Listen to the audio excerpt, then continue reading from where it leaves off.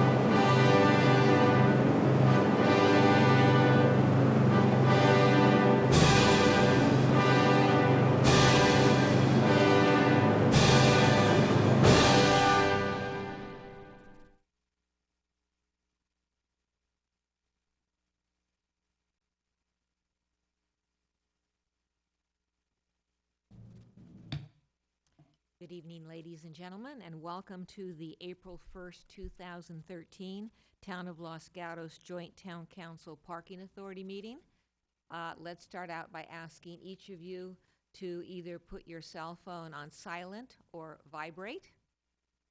And I can always tell people jump at this point because they know their cell phones are still on. Madam Clerk, roll please. Thank you, and good evening. Councilmember Joe Przinsky. Here. Councilmember Marshall Jensen. Here. Councilmember Diane McNutt. Here. Vice Mayor Steve Leonardis. Here. Mayor and Chair Barbara Spector. Here. Now, as I'm sure most of you know, we have a tradition at our council meetings, which is that we have one of Los Gatos super students help lead us in the Pledge of Allegiance to the flag. Today, that leader is George Ross. So first I'm going to ask George to come up here and stand beside me.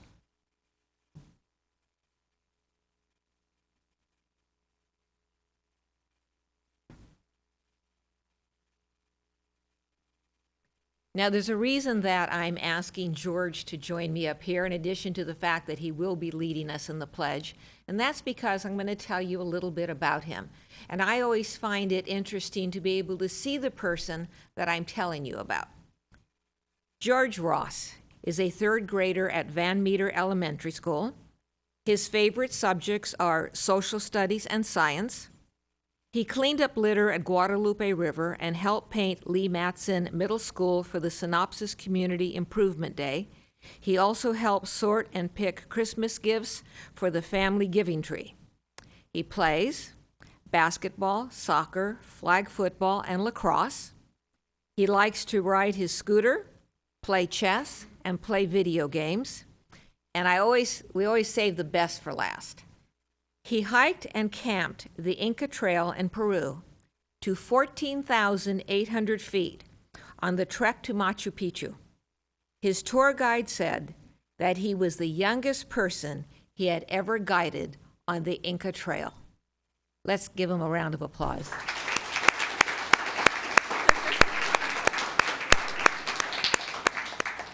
Now I'm going to ask you to stand as he leads us in the pledge. I pledge allegiance to the flag of the United States of America and to the republic for which it stands, one nation, under God, indivisible, for liberty and justice for all.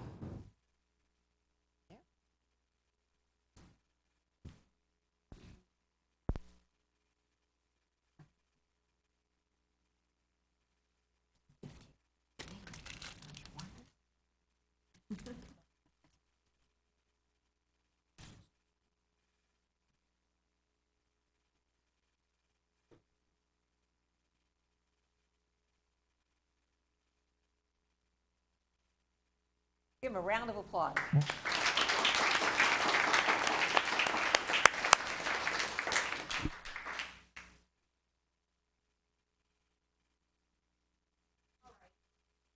All right, and then tonight we have a couple of presentations.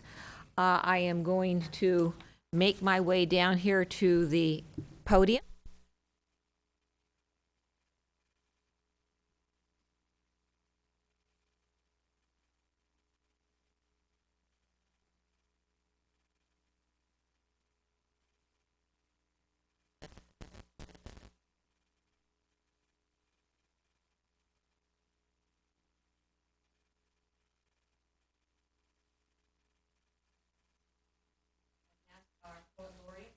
Us to join me up here, and I am going to hand her a proclamation and ask her to hold on to the pretty one while I read the readable one.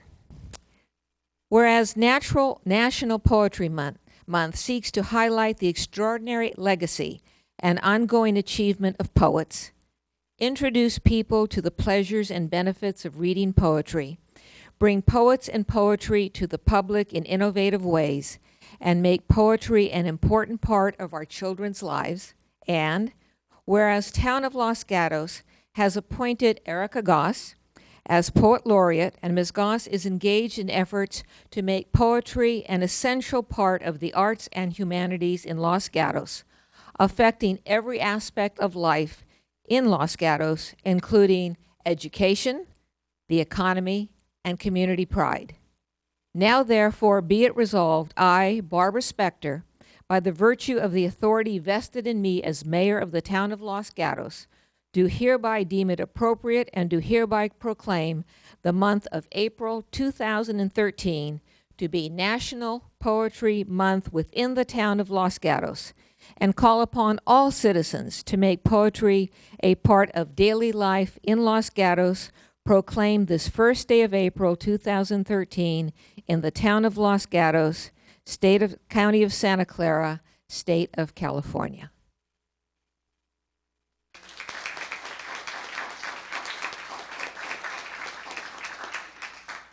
Thank you, Mayor Spector. Oh, I'll step in the center.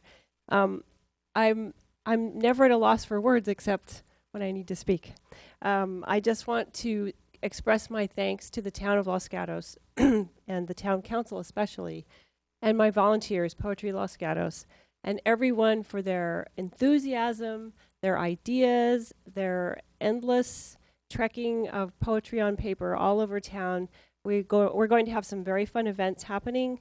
Look for poems in the windows of shops and libraries and schools around town.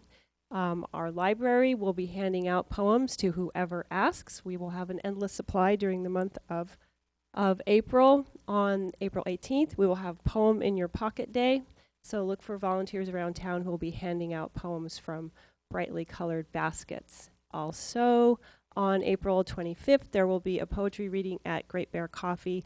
Everyone is welcome. It starts at 6:30, and there will be an open mic, and I really encourage young people to come and read their poetry. It will be a very appreciative audience, and we'll have a few little prizes to give away.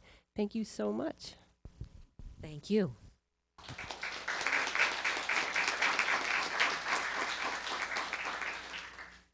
Now, continuing on with the theme, I'm going to ask Joanne Telesfor to come up front and join me.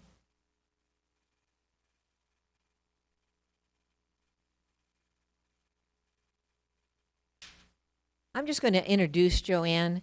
Not only is she a planning commissioner, but that's not why she's here. She's also has been an educator in our town, and she has promoted the arts, especially for our young people throughout the community. So at this point this evening, I'm going to turn the mic over to Joanne, and she's going to take the program from here. Thank you. Thank you so much for that nice introduction. As an educator and a longtime champion of the arts in Los Gatos schools, it's a privilege to be here tonight to introduce you to 3 students representing Fisher Middle School who will be reading their poems in honor of National Poetry Month. And I'd like to offer my congratulations again to Erica Goss, our poet laureate. 8th grade teacher Grace Donatelli Sordo challenged her English class this year to write poems using the beginning line concept of where I am from, based on memories of their lives to this point. Students were encouraged to add any of the details, aspects, or memories that they have that makes them who they are and while they live here in Los Gatos. So as you listen to these poems, I think you too will be impressed by their depth and insights of who these students are and where they are from. So in the order will be Ryan McGrath, Maddie Kleiss, and then Kayla Mills. Thank you very much for this opportunity for these students. So with that, Ryan.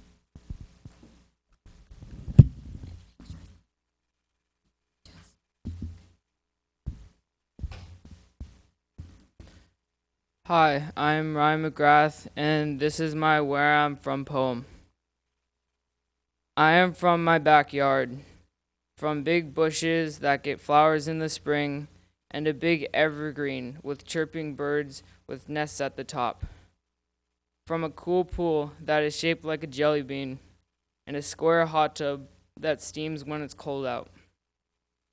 I am from the kitchen, from hot chili with lots of beans and spaghetti. The chili is my grandmother's recipe.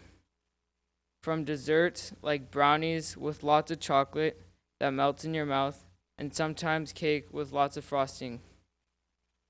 From my dad's hot juicy steaks and hot dogs too.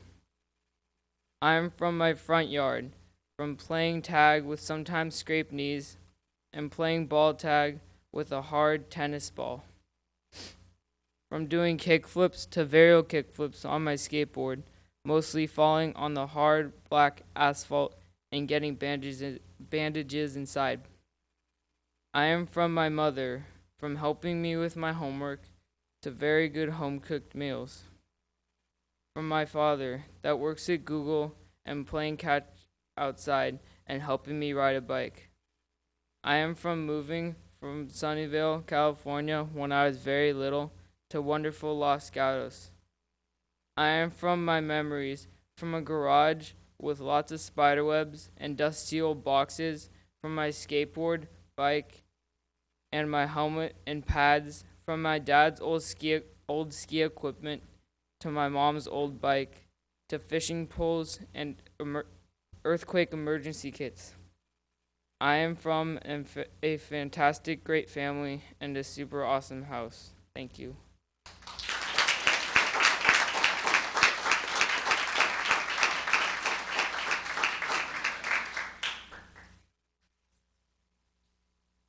Hi, I'm Maddie Kleiss, and this is my Where I Am From poem. I am from two separate houses. One is the Brady Bunch with more than 4. Another is just my siblings and mom, who are never a bore. I am from Arizona, where there is dust storms and heat. Cacti everywhere, so watch your seat. I am from a crazy family, cousins, uncles, and aunts, and the littlest who runs around without any pants. I am from the middle of the 3. We have our ups and downs, but there's always a smile on me. I am from close friends who are there for me. We always tell jokes and hang out, and I am there for them without a doubt. I am from having an outrageous dog and my cat named Fred, loving and playful as I watch them near my bed. I am from moving back and forth to schools. First California, then Arizona, then California again. Can't wait for Los Gatos High School to begin. I am from tons of sports, water polo, wakeboarding, and softball that I adore. Always doing my best to win or score. I am from just being me, trying to raise my bars. I will always be shooting for the stars.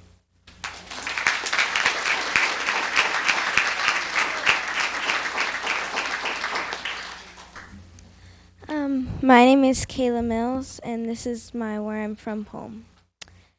I'm from the ghetto streets of San Jose, biking all around, the blueberry bushes of Michigan among the snowy ground. I am from Daddy Bear, the first one I ever loved. From my mother who didn't care, yet I loved all the more. I'm from Miss Angela at the Veterans Hospital helping everyone. I'm from 6 different nationalities, proud to be unique. I'm from Sunnyvale to Palo Alto, Nebraska, Nevada to Florida, and Los Gatos, and soon Santa Cruz. I'm from memories good and bad. I'm from April 12th, 2010, the day my daddy died. There are many things that have happened. Where I'm from stays the same. Nobody or nothing can change the past, yet I'm happy that the grass is getting greener at my side. Thank you.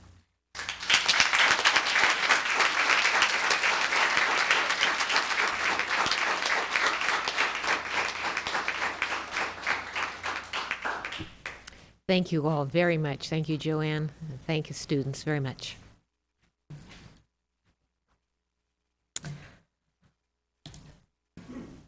All right, closed session report for March 25th and April 1st.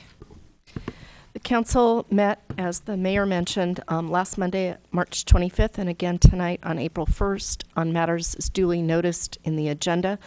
Council took no formal action at those closed sessions, and there's nothing to report out this evening. Thank you. Before we go any further, anyone wishing to speak this evening, either on verbal communications or on any matter that is on our agenda, please submit one of these cards to the clerk over to my left.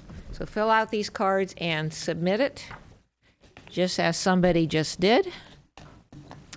All right, so these are for verbal communications, which are on items not on our agenda. If you intend to speak on something that is on our agenda, please fill out a card also.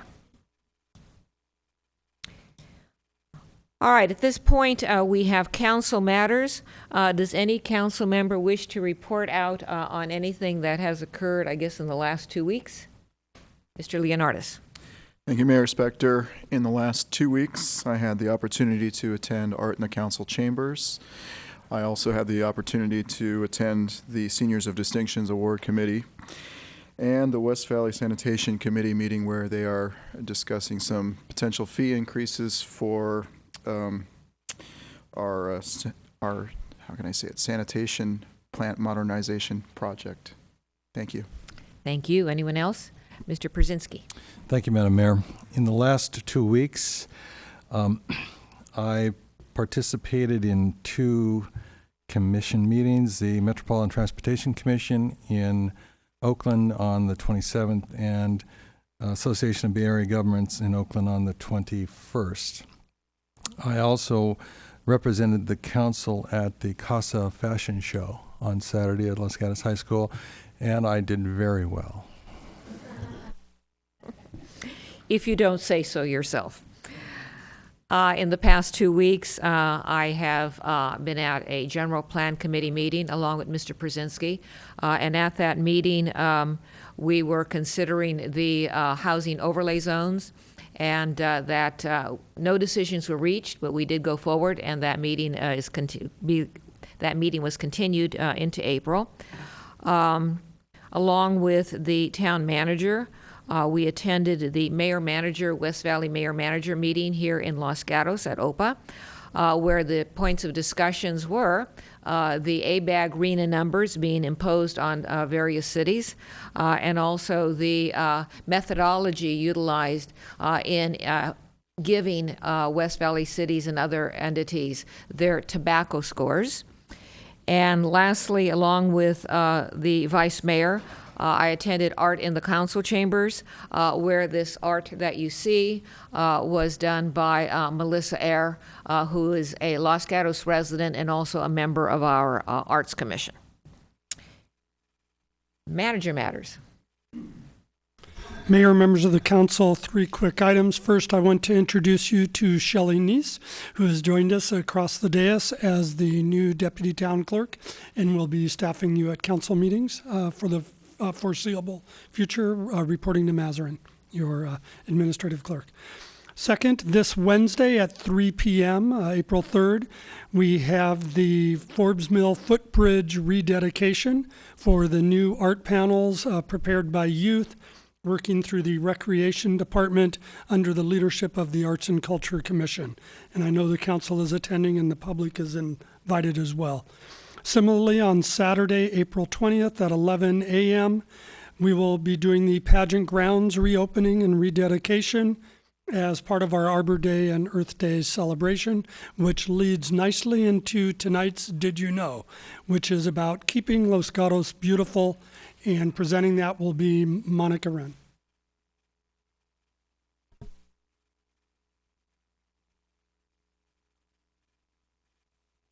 Good evening. Is it on? Okay. Good evening. Did you know April is Keep Los Gatos Beautiful Month?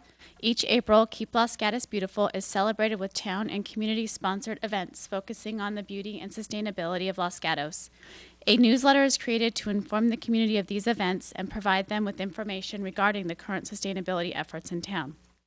Local nonprofits and agencies that service Los Gatos are also invited to join us at our farmers market booth to provide education to our community. Cafes in town are also invited to participate in the Bring Your Own Mug campaign by offering special discounts to patrons who bring in a reusable mug. Posters and advertising have been provided to the participating cafes. For more information, you can visit our website at the address on the screen or contact me in the Economic Vitality office at the number above. Questions? Thank you. Thank you.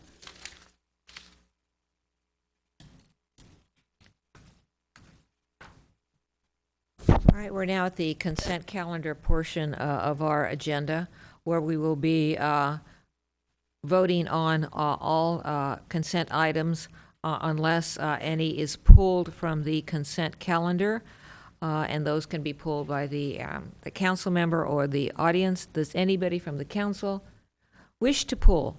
Ms. McNutt. Thank you, Mayor. I'd like to pull item number 3, please.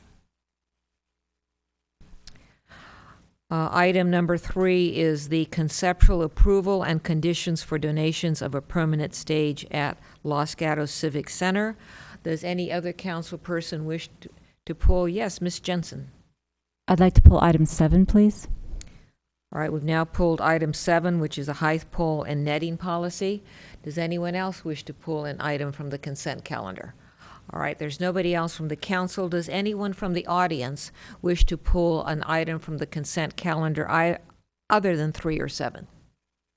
Seeing no one coming forward, the remainder of the items can be approved as a consent item with one motion. May I have a motion? Mr. Leonardis. Thank you, Mayor. I move to approve the consent calendar with the exceptions of items 3 and 7 for now. Second. Motion and a second. Discussion. Hearing none. All in favor? Aye. Aye. Opposed? Passes unanimously. We will hear items 3 and 7 in order after verbal communications.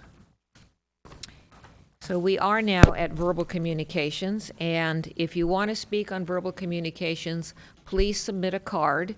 I have several people who already have. You will have 3 minutes, and first person is Barbara Dotson.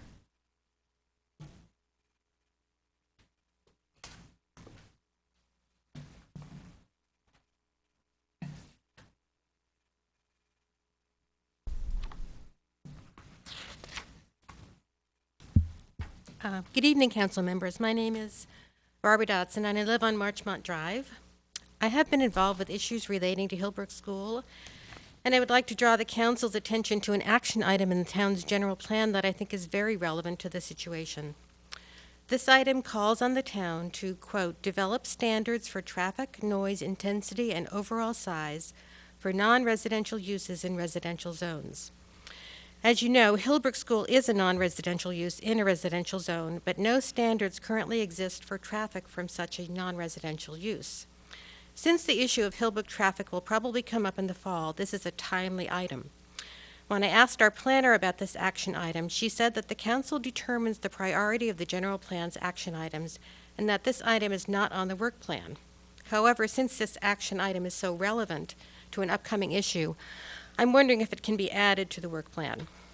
I personally have been curious about standards for traffic for dead-end streets and local residential streets. It seems to me that we need to ask, what are the limits on traffic for a dead-end local residential street like Marchmont? This is important because Hillbrook should not be generating more traffic than would be appropriate for Marchmont to generate all by itself. I found a couple of answers on the internet, but I'm guessing town staff will have better sources of information. Here, though, is what I found. One study of dead-end streets recommends that traffic from non-residential uses in residential neighborhoods should be no higher than 100 vehicles per day. We would not go so far as to recommend that Hillbrook limit itself to 100 cars per day. On the other hand, Hillbrook should not feel free to continue generating its current level of more than 1,000 cars per day. Other sources give information for traffic on local streets. The Institute of Transportation Engineers uses a formula for average daily traffic rates. Based on their formula, Marchmont should average no more than 485 trips over a 24-hour period. Pleasanton uses what they call quality of life level of service, and they come up with 500 as the appropriate daily traffic rate for local streets. Other towns and counties in California and towns in other states give different numbers, but the numbers I found were always under 500. I hope Council will see that now is the time to put this general plan action item into effect, at least in relation to a standard for traffic for non-residential uses in residential zones. Such a standard would be useful not just for the Hillbrook situation, but for the Stratford School issue and for other public uses such as churches in residential zones. Thank you. Questions from Ms. Dotson? No? Okay, thank you. Ann Robinson?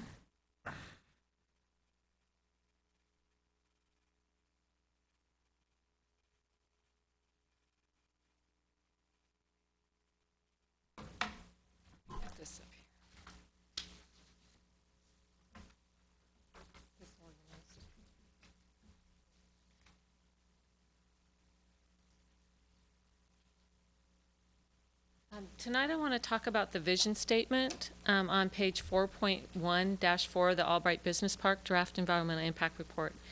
It says, when evaluating the project's consistency with the goals and policies of the 2020 general plan, portions of the town's vision statement that pertain to the CEQA review of the proposed project is as follows. Residents expect all new development to fit into the fabric of the community, and they expect that new businesses will enhance their high quality of life. Residents hold proposed development projects to a higher standard because what is approved in other communities may not be acceptable in Los Gatos.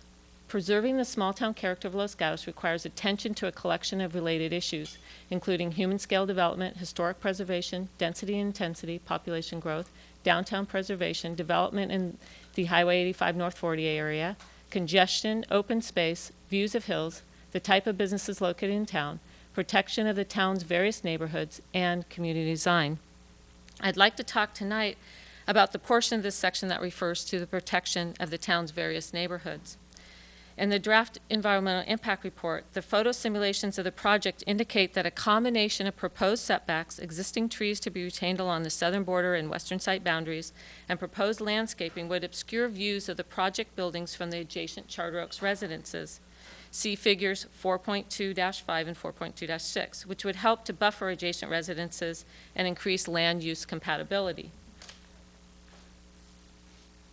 These are the three viewpoints that were given. Number one is north. Oh, sorry. Maybe I can just take this off. The number one viewpoint is looking north down Charter Oaks Drive onto the trail, Los Gatos Street Trail. Number two is looking north down Willow Hill Court, and number three is looking west down Willow Hill Court.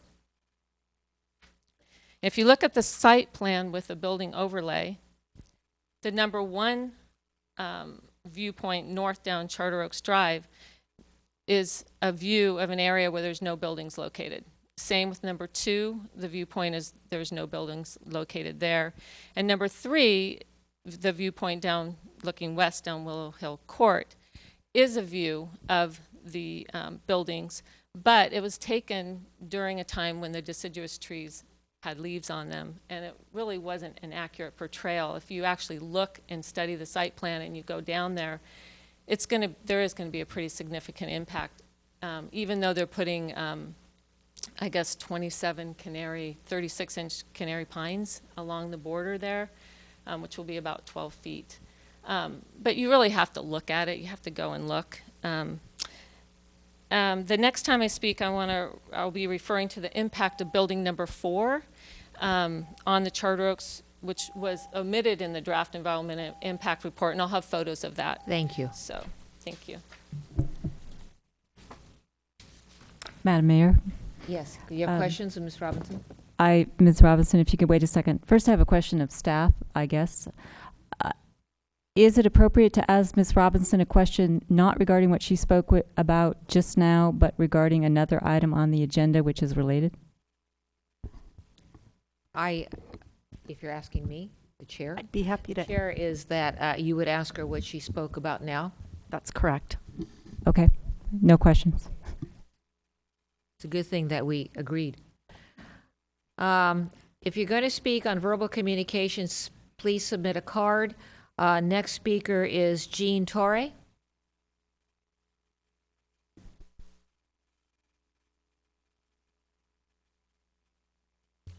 Good evening. Am I speaking into this? My name is Jean Torre. I'm an owner and resident in the Charter Oaks community that abuts the Albright Way project. Tonight I want to convey some of the concerns I have about how the town has been handling that project, in particular the draft environmental impact report and the request for story poles. In the draft EIR, there are a number of omissions and inconsistencies specifically related to traffic, tree removals, and what it calls aesthetics, the lighting, effect of its lighting views from neighboring communities and so forth. Traffic on Lark Avenue already approaches gridlock at various times and days, not just commute and school times. How the addition of thousands of trips from the Albright project alone, not to mention other approved and proposed projects in the area, can yield no significant impact is beyond me. The EIR does not address overall Lark flow or the flow of traffic into and out of Lark from the 5 communities, neighborhoods along Lark, for which Lark is the only way in and out. The report dismisses these unsignaled intersections as, quote, rarely limiting the capacity of the roadway, unquote. Well, yes, if cars can't get in and out into the roadway, they're not going to have much of an effect on the traffic in that roadway, which is Lark Avenue. Right now, even with the Albright property mainly empty. Southbound Winchester to eastbound Lark backs up. Eastbound Lark backs up at Oka Garden Hill 17, Los Gatos Boulevard and not Charter Oaks Drive. Westbound Lark backs up at University. The left turn lane into University fills back into the main traffic lane. Just today at 3:30 p.m., westbound Lark was backed up past Charter Oaks Drive onto the Los Gatos Creek Bridge. Tree removals are not identified in the environmental impact report. As Ann indicated, they're shown as blocking the views of the property from the neighboring residences, but there's no indication of which of the trees that are there now will be gone. Story poles have been requested, but what's been provided provides only a single point for the various buildings. This is not sufficient for anyone to determine the impact of the mass of these buildings, in particular Building 4, Building 3, and the parking structure, all of which abut Charter Oaks community.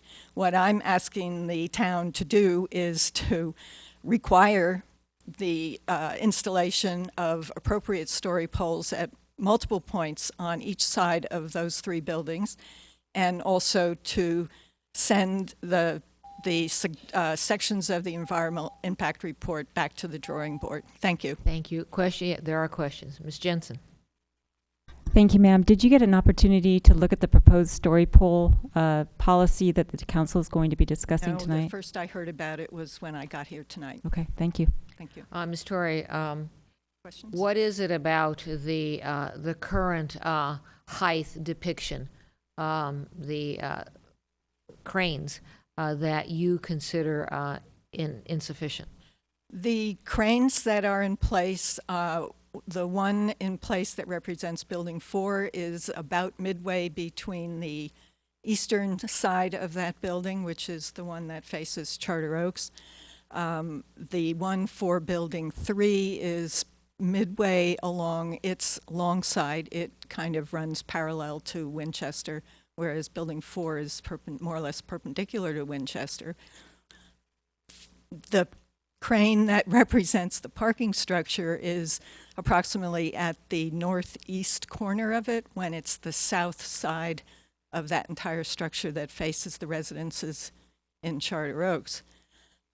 One single point is not really sufficient to evaluate the sort of mass of each of those buildings. Also, those cranes are sort of nestled nicely in the trees that are there, whereas certainly for Building 3, the trees that surround the story pole will be gone because the building will be there. Likewise, it's very difficult to even find those poles from the Charter Oaks side because of the trees that are there now, many of which I believe are going to be removed. So, determining to see those poles is not really adequate at this time. Thank you. Thank you. Other questions? Anything else? No, thank you, ma'am. Thank you. Now I have no more cards for verbal communications, and seeing no one coming forward. This is verbal communications.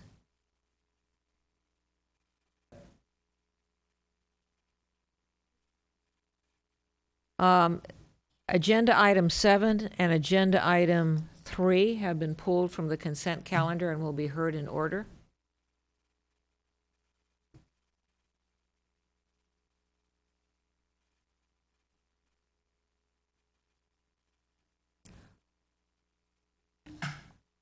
All right.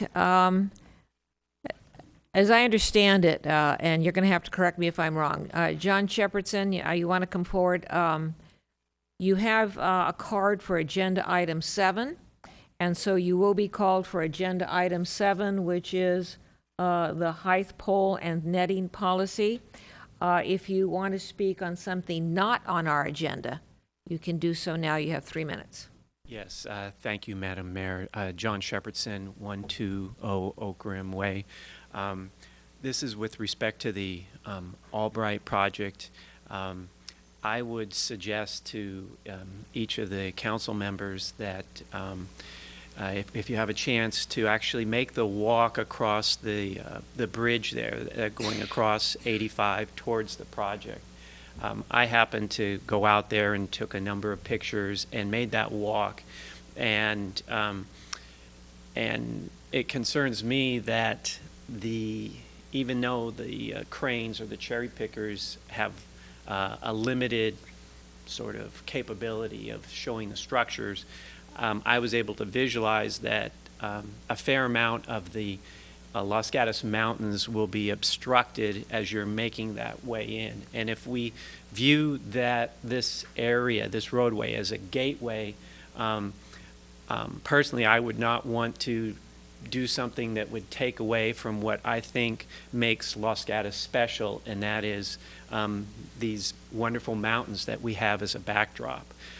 So that's my first point, is to suggest that you make that walk. And secondly, with respect to the cranes themselves, given the fact that the debate is the negotiation, if we call it town negotiation, is involving a $250 million project, $250 million project. And given that, I think that the larger the project, the more important that we get it right in terms of these cranes and the story poles. And so I would suggest that what's out there now was certainly a good faith effort, but I think given the magnitude of the project, that we can do something better, maybe orange netting from one of the cranes to another of the cranes, and then something like that, so at least you can see, okay, that's going to be the top of the building from here to here, so that the community has a better sense. Because I think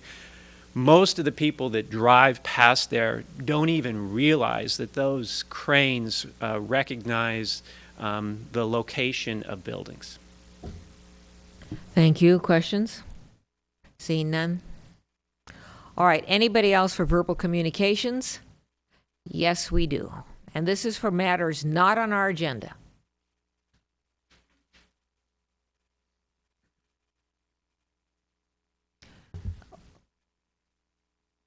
Hold on just a minute. We're sort of in transition here. Jack Van Naden. Thank you, Madam Mayor. My 3 minutes will be to address the traffic on Albright. The numbers used to establish a basis for traffic increases were based on an estimate of what traffic should have been, not what was actually coming from and going to the site. That's theory over reality. Why didn't they look at the companies that were there prior to the purchase and base the study on more accurate employee counts versus projected accounts? Using the traffic generated by previous users would have generated a more accurate picture of the projected traffic increase. With a more accurate picture of the traffic increase, couldn't we do a better job of projecting the associated costs? For instance, Lark Avenue has traffic of over 30,000 cars per day. Once you add Albright, the North 40, and all the other projects, we predict that the traffic on Lark will double to about 60,000 cars per day. How can you plan for that if you're using misconstrued numbers on this and other projects? Why misconstrued numbers? The Albright traffic study is assuming that the old 250,000 square feet that currently exists, if fully occupied, would generate the same number of cars as would be soon developed in the new 250,000 square feet. So that was a wash. Thus, when they figured the 300,000 square feet, it would generate only 3,126 additional cars. But have you heard of some of these following companies? Watlow Anaphase, Peninsula Histopathology Laboratory, Arcwave, Video Optics, Golf Tempo, Nexray, Valley Construction. These are the companies that were there before the purchase. My bet is that they did not do high-density design for their employees. If Google and Facebook design their facilities for 1.5 to 2 times the standard used by most companies today, how many employees do we think are really going to occupy this new modern office space that costs more than 2 times the space Google and Facebook are paying? It's not going to be the 3,126 cars based on averages, but it's more likely going to be 1.5 to 2 times that to cover the costs of very expensive space. Who then pays the costs of the additional cars? Residents of Los Gatos in terms of both direct and indirect costs. Who can or will justify those? We need to have our staff that is looking out for the citizens, not just for the additional tax dollars that are going to be generated, but someone who's calculating the true cost to us, the citizens of Los Gatos. There will be revenue from tax dollars, but let's also do some realistic projections on the true costs of widening Lark Avenue, the additional cost of widening the Lark Avenue Bridge, increased pollution, and the additional cost to drive anywhere in the north end of town. Thank you. Questions for Mr. Van Natta? Seeing none, thank you very much.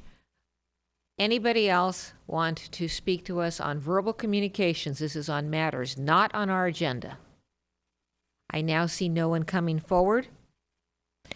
So we're going to start in order of our agenda items, beginning with number 3, conceptual approval and conditions for donations of a permanent stage at the Los Gatos Civic Center.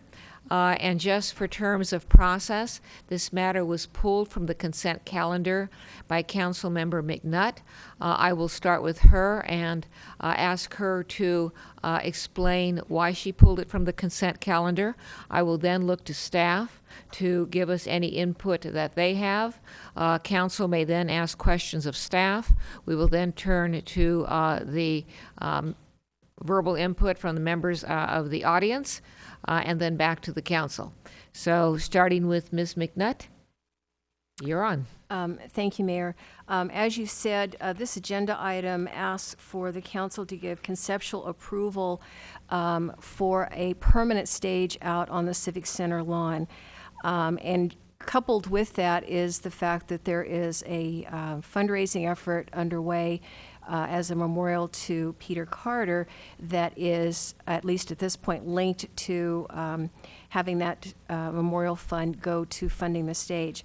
My problem with this is not with the idea necessarily of a permanent stage, and certainly it's not with interfering at all with any kind of memorial fundraising in honor of Peter Carter. My problem is that if we, at this point, approve a conceptual design, we are in fact approving a permanent stage without knowing its location, its design, its materials, its cost, its policy, use policy.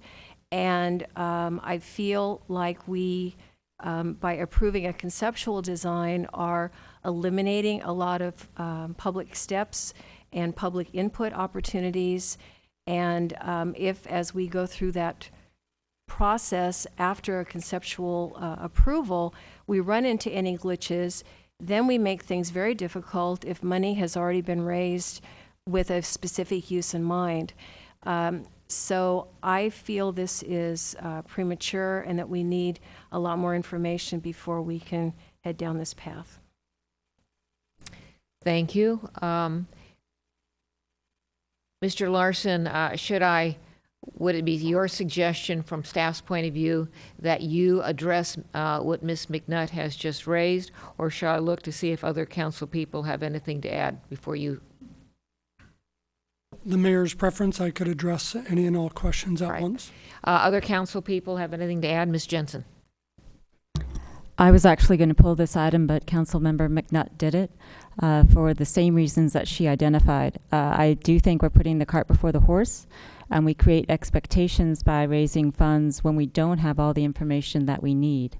We have received communications from members of the public regarding this. We also received the solicitation and donation policy, which to my reading seems to be more directed at town fundraising rather than private fundraising. And it also contemplates a town identification of needs, and a permanent stage is not one. I think we also need to explore who would use the stage and whether it's more practical to have a movable stage for new public spaces that we're going to have rather than a permanent stage. I'm very concerned about the location. I'm concerned about the overall continuing costs. And generally agree with those issues raised by Councilmember McNutt. Thank you. I thought that Mr. Leonardis. Thank you, Mayor Spector. I concur with the two previous council members' testimonies. I would like to add a couple other thoughts I had in addition to what they had already said. Currently, we have a number of people looking to do wonderful things for our Civic Center area. And one of those things is a Veterans Memorial. One of those things may or may not be an art museum / history museum in our old library space. One of those may be a permanent stage. We have some needs for our own town in the old library space as well. But to make a long story short, there's a lot of different groups that are planning on wanting to make improvements to the Civic Center. And I think it would be a good idea to engage members of all these different committees and see if there's some synergies. I don't know if that's the job for the community outreach coordinator, Jackie Rose. I think she's already working with the veterans on their ideas. But there are a lot of individuals in all these different groups that are members of the same organizations. For instance, maybe Friends of the Library has some individuals that are also on the museum board. People who are working in the veterans group are also in the Kiwanis Club. Therefore, rather than have a civic center with a bunch of folks competing for space in all these different areas and wanting to put money into it, which is great, everyone has good intentions, I think to come up with a cohesive plan or a theme, a constant theme for all these ideas, put into one so it does not look like a bunch of competing groups jockeying for space or making additions to the Civic Center that may not flow. So that's where I'll leave it. Council? Mr. Brzezinski. I think we're getting towards consensus even before we've heard from our public. But I would say we're looking at the benefits of a very active and engaged community. And we have a lot of people out there who are willing to put their own energy as well as financing into things that are going to enhance the community. But each of the council perspectives has merit, and I agree with all. And I think that at this point in time, I would not want us to be seen as dampening that enthusiasm and the spirit of those individuals who want to move forward with this, but let's put it back through the process. And I think ultimately we will come up with a good solution that we cannot actually move towards tonight, given the timing and the lack of outreach that we've had to the community so far. Council? All right, so at this point, I'm going to look to Mr. Larson to see if he has anything to add, and then if members of the public wish to speak, they will have their opportunity. Mr. Larson. Mayor, members of the council, staff shares many of the concerns that have been raised, and certainly not wanting to dampen the philanthropic and service commitment of this community. We had planned originally to bring this item forward when we normally bring donation and solicitation items forward, which is during the budget process, which would have been at your May 20th meeting. But because of questions and concerns raised by members of the community and council, and because there is an active private fundraising solicitation campaign underway, we thought bringing it to you earlier made appropriate sense so the council could weigh in. Certainly no action is required by the council tonight. The town does not have authority to restrict or control private fundraising efforts. The town does have authority to accept donations at some point in the future according to the donation and solicitation policy. So when that opportunity represents either at the May budget hearing or subsequent is when this would likely come back to you unless you direct otherwise. Question would be, given what I think the issue Mr. Leonardis raised, which is that there are a number of community civic groups that have an interest in town properties here. Do you have any input relating to a methodology by which we can coordinate amongst these groups, as opposed to, for example, just not acting on this item and just letting it drop? Absolutely, Madam Mayor. When you reviewed the Veterans Memorial proposal, one of the commitments and direction to staff was to convene interested stakeholders in the deck right above us. And we did a facilitated session on that in January, working with the community outreach coordinator and myself and representatives from all the possible stakeholders to look at the array of opportunities up on that deck. We could similarly do that process for the stage, wherever it might be located. And in fact, one of the conditions we put forward was that outreach had to be done both by Los Gatos Music and Arts and by staff to the Kiwanis Fiesta de Arts, the museums, the library and the Friends of the Library, and the other prospective users of any stage here at the Civic Center.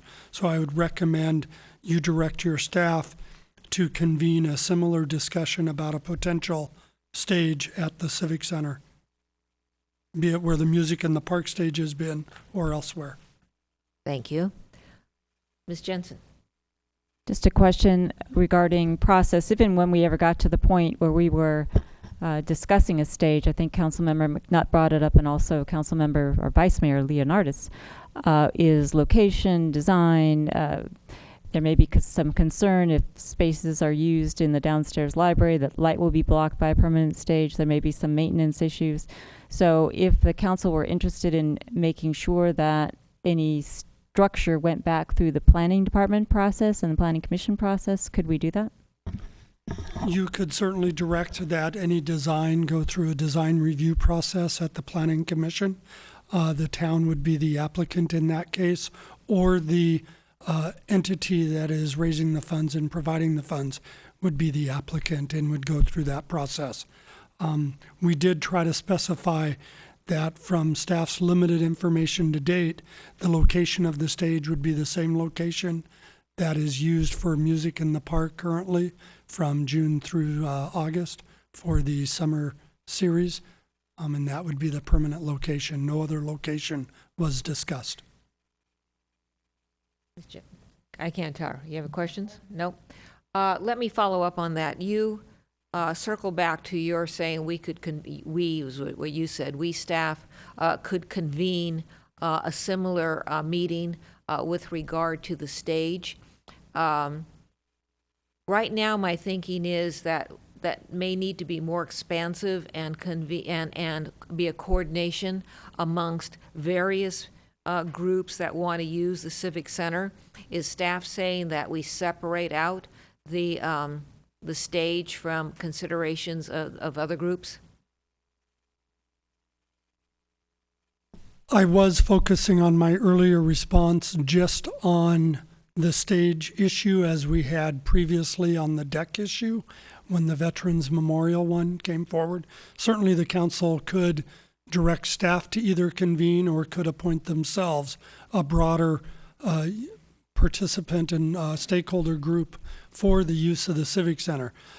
Interestingly, we do have coming back to you, as you saw on a desk item today, use policies for the pageant grounds, and those are other issues that could be taken to a broader discussion. We already have use policies for the Civic Center lawn, but there are many issues that could be broadened. My only hesitancy is the workload dynamic, trying to manage it among all the other priorities the council has already established. So right now, at play is the stage via this agenda item, the Veterans Memorial as a prior issue. Is there anything else currently at play?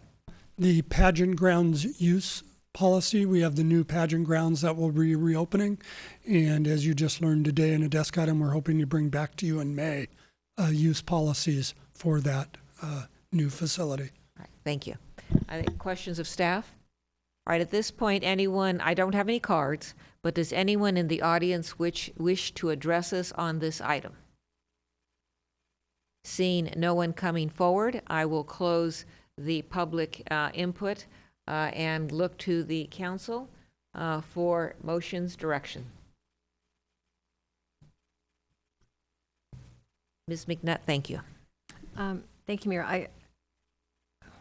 I don't think we need a motion to do nothing since it was just a conceptual approval, but I would, I think, like to propose a motion to instruct staff to, in consultation with the mayor, to come up with a work plan item that would in some way gather the stakeholders and develop overall policies for use and development of accessories, I'll call them, on the Civic Center campus, so that it's the full campus.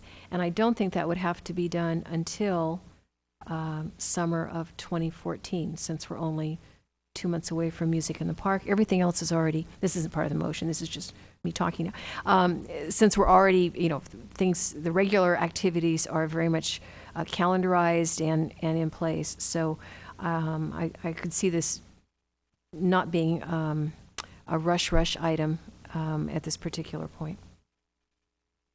Did you get the period as to where the motion ended? I got where the motion ended. It was a staff in consultation with mayor come up with a plan to gather stakeholders for Civic Center accessories. The colloquy after that was anticipated before 2014.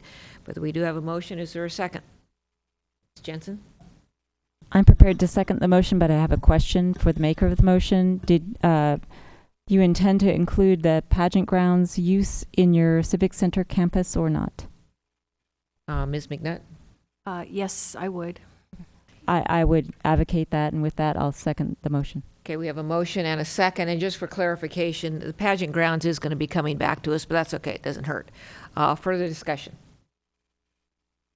Mr. Larson. The only concern staff might have is the pageant grounds, as I announced earlier, opens on April 20th, and it was our plan to bring back to you policies in May regarding that. Based on the redesign we did last year, we do see a limitation on the nature of events, and I know we're already getting requests for weddings and the like up there, which the park was not designed for. And so we did see a need to bring back those policies sooner, so they could be interim policies pending this longer process that would culminate next January or so. And that's why I made the reference to the fact that pageant grounds is coming forward. Ms. McNutt? Yeah, I don't see a problem with that. As you pointed out, we already have policies for use of the front lawn. We already have policies for use of the library. We have policies for existing uses. So all of that will be all folded in. So I don't see that as being problematic. All right. Ms. Jensen? I also don't see it as being problematic, and my question was really directed toward, is pageant grounds included as the Civic Center campus, which I would believe it should be. And the answer is yes. Further discussion. Mr. Brzezinski. Thank you, Madam Mayor. I would request, since I think we know where the motion's going to go, that the mayor communicate to the individuals who have brought forward the request for the stage and also the fundraising, communicate the nature of the council's discussion so that that's made clear. Assuming that they aren't necessarily watching us right now and to see what our discussion, how it concluded. But I think for purposes of fairness, that we do outreach to those individuals so they can be clear where we went with this, and the caveats that we all had regarding where we see the values that were presented. And as what I would suggest, since the motion is staff with in consultation with the mayor, that at the most reasonably soon mayor-manager meeting, that I would ask the manager to discuss with me or come up with me communications that we can have with these potential applicants. Is that okay? All right, further discussion. Seeing none, hearing none, we do have a motion and a second. All in favor? Aye. Aye. Opposed? Passes unanimously.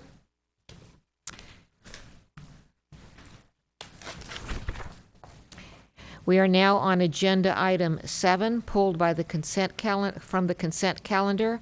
Agenda item 7 is height, pole, and netting policy, which included a adoption of a revised height, pole, and netting policy.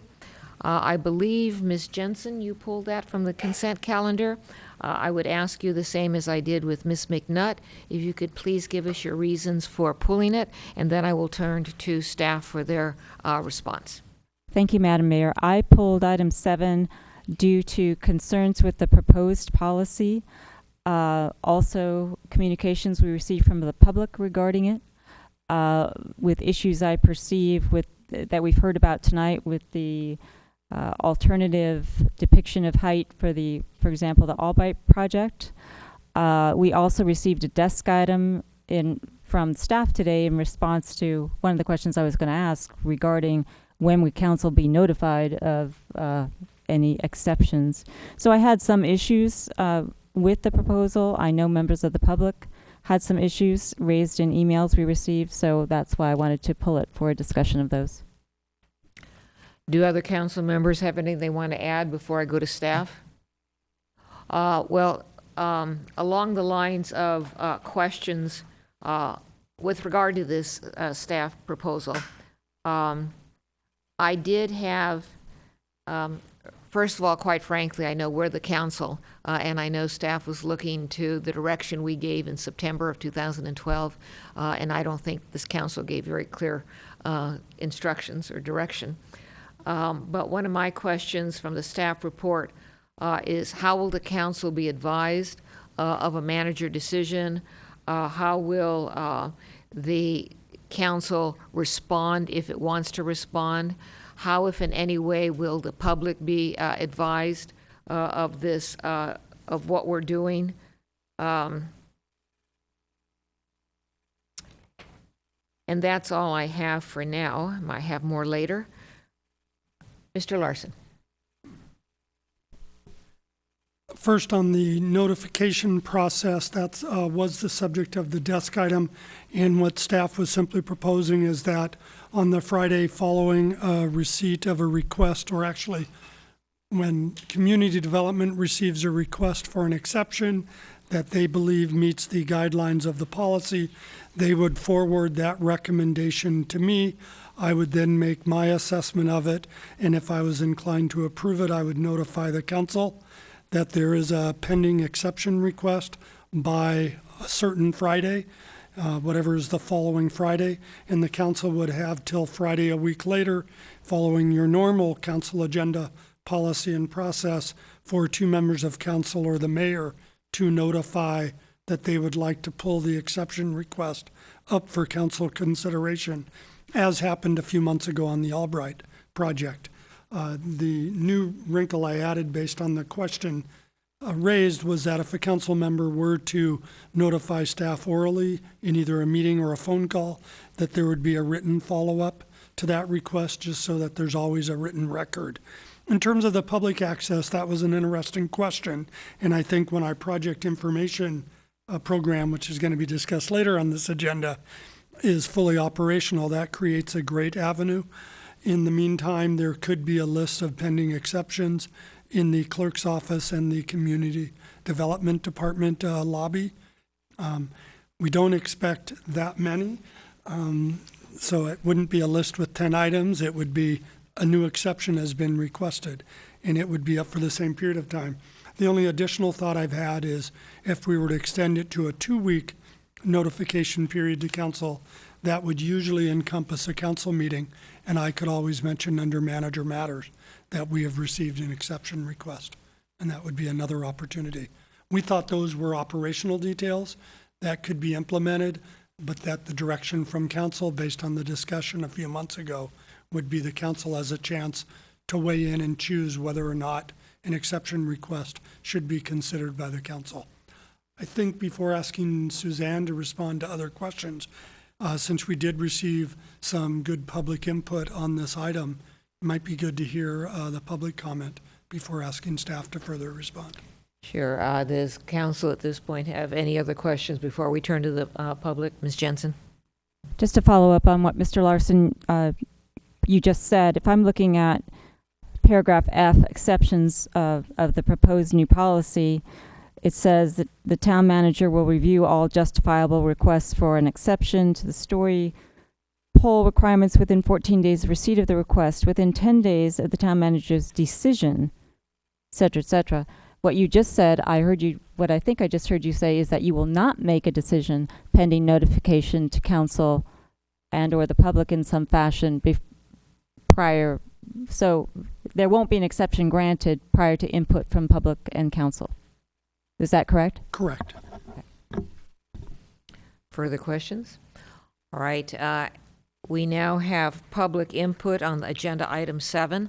I do have cards on this one, but if anyone else wishes to address us on this item, please fill out a card. First person, John Shepherdson.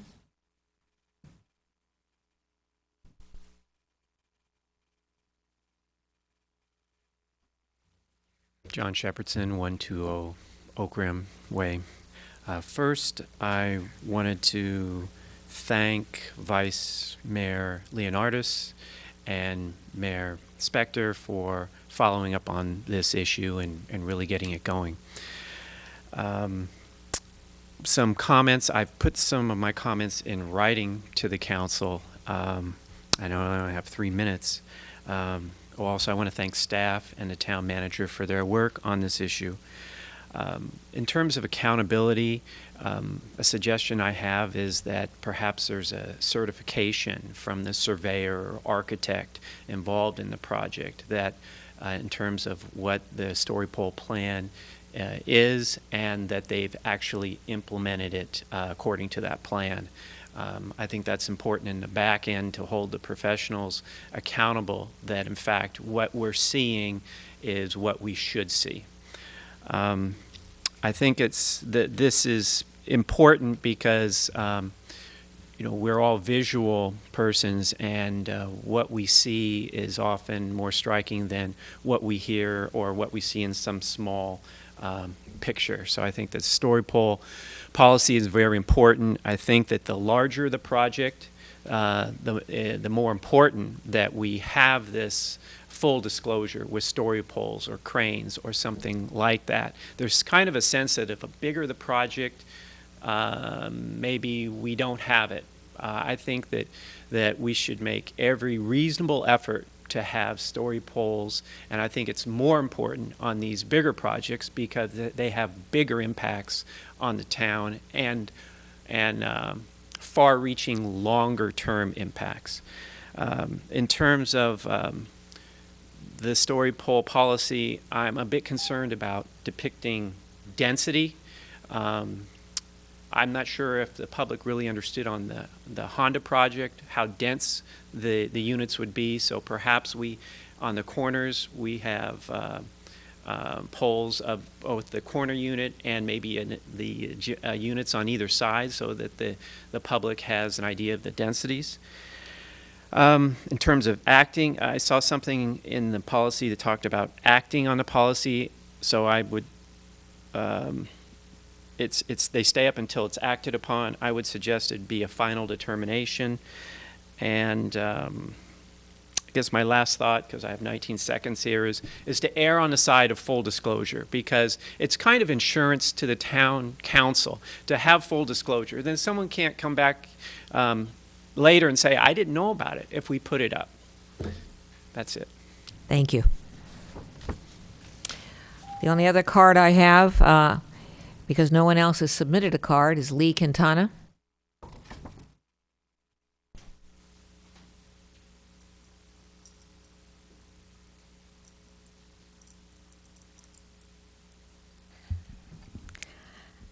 Lee Quintana, 5 Palm Avenue.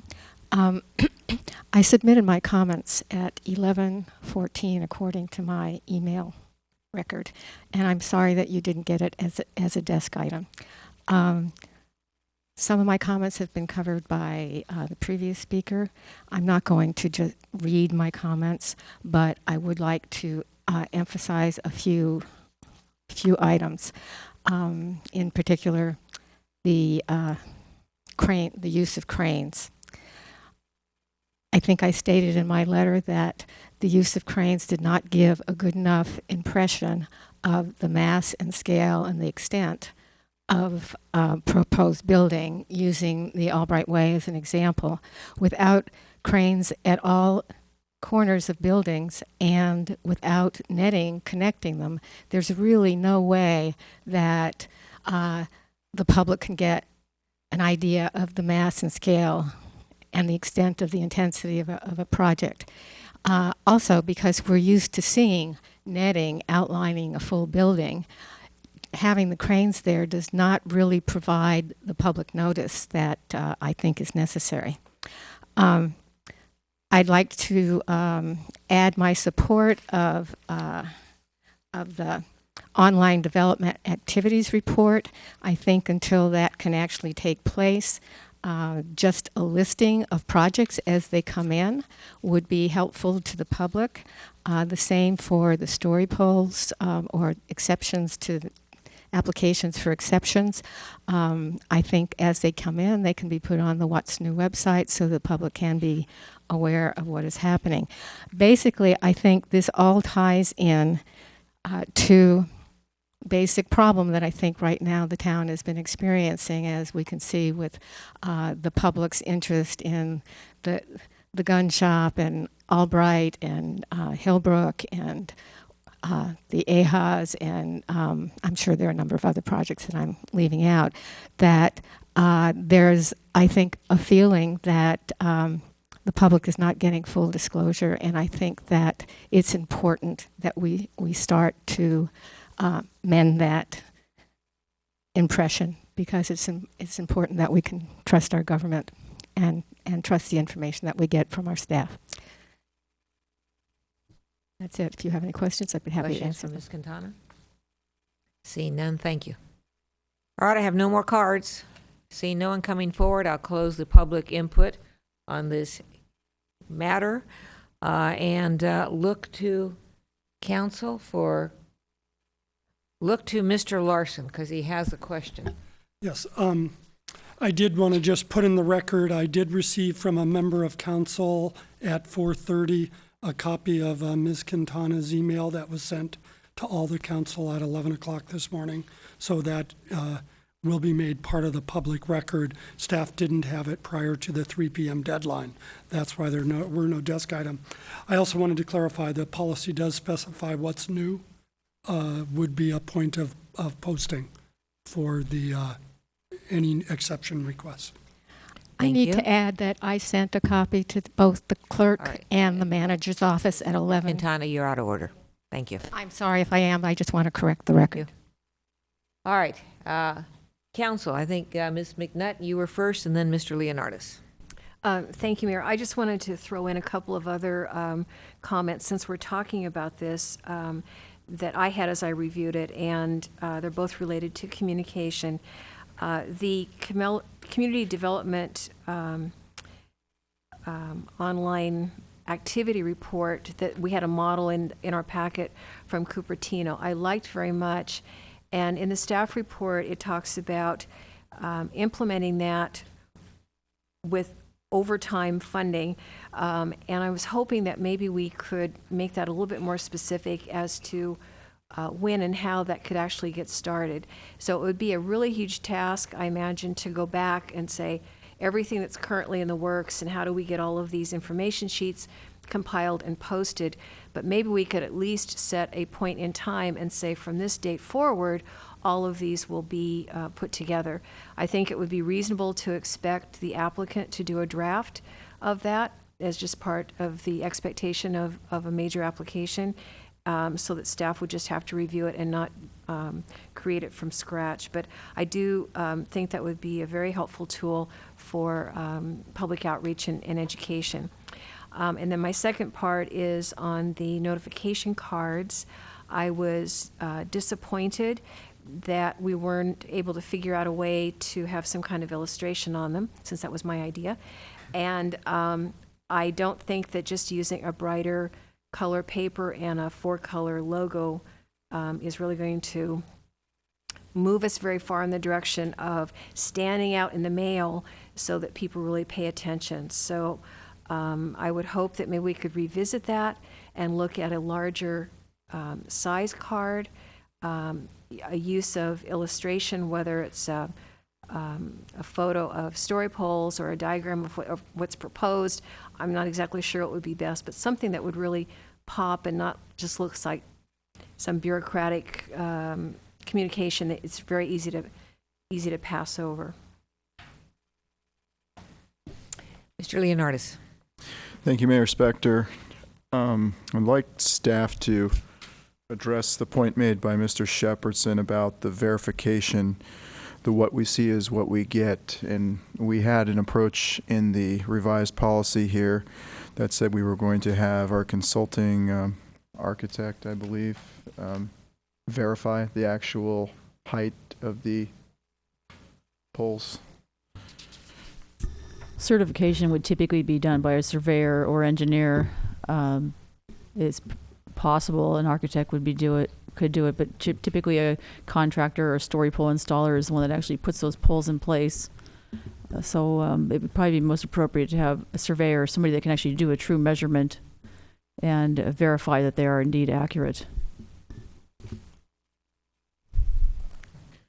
So follow-up question would be they would go out and verify and issue a letter to the town?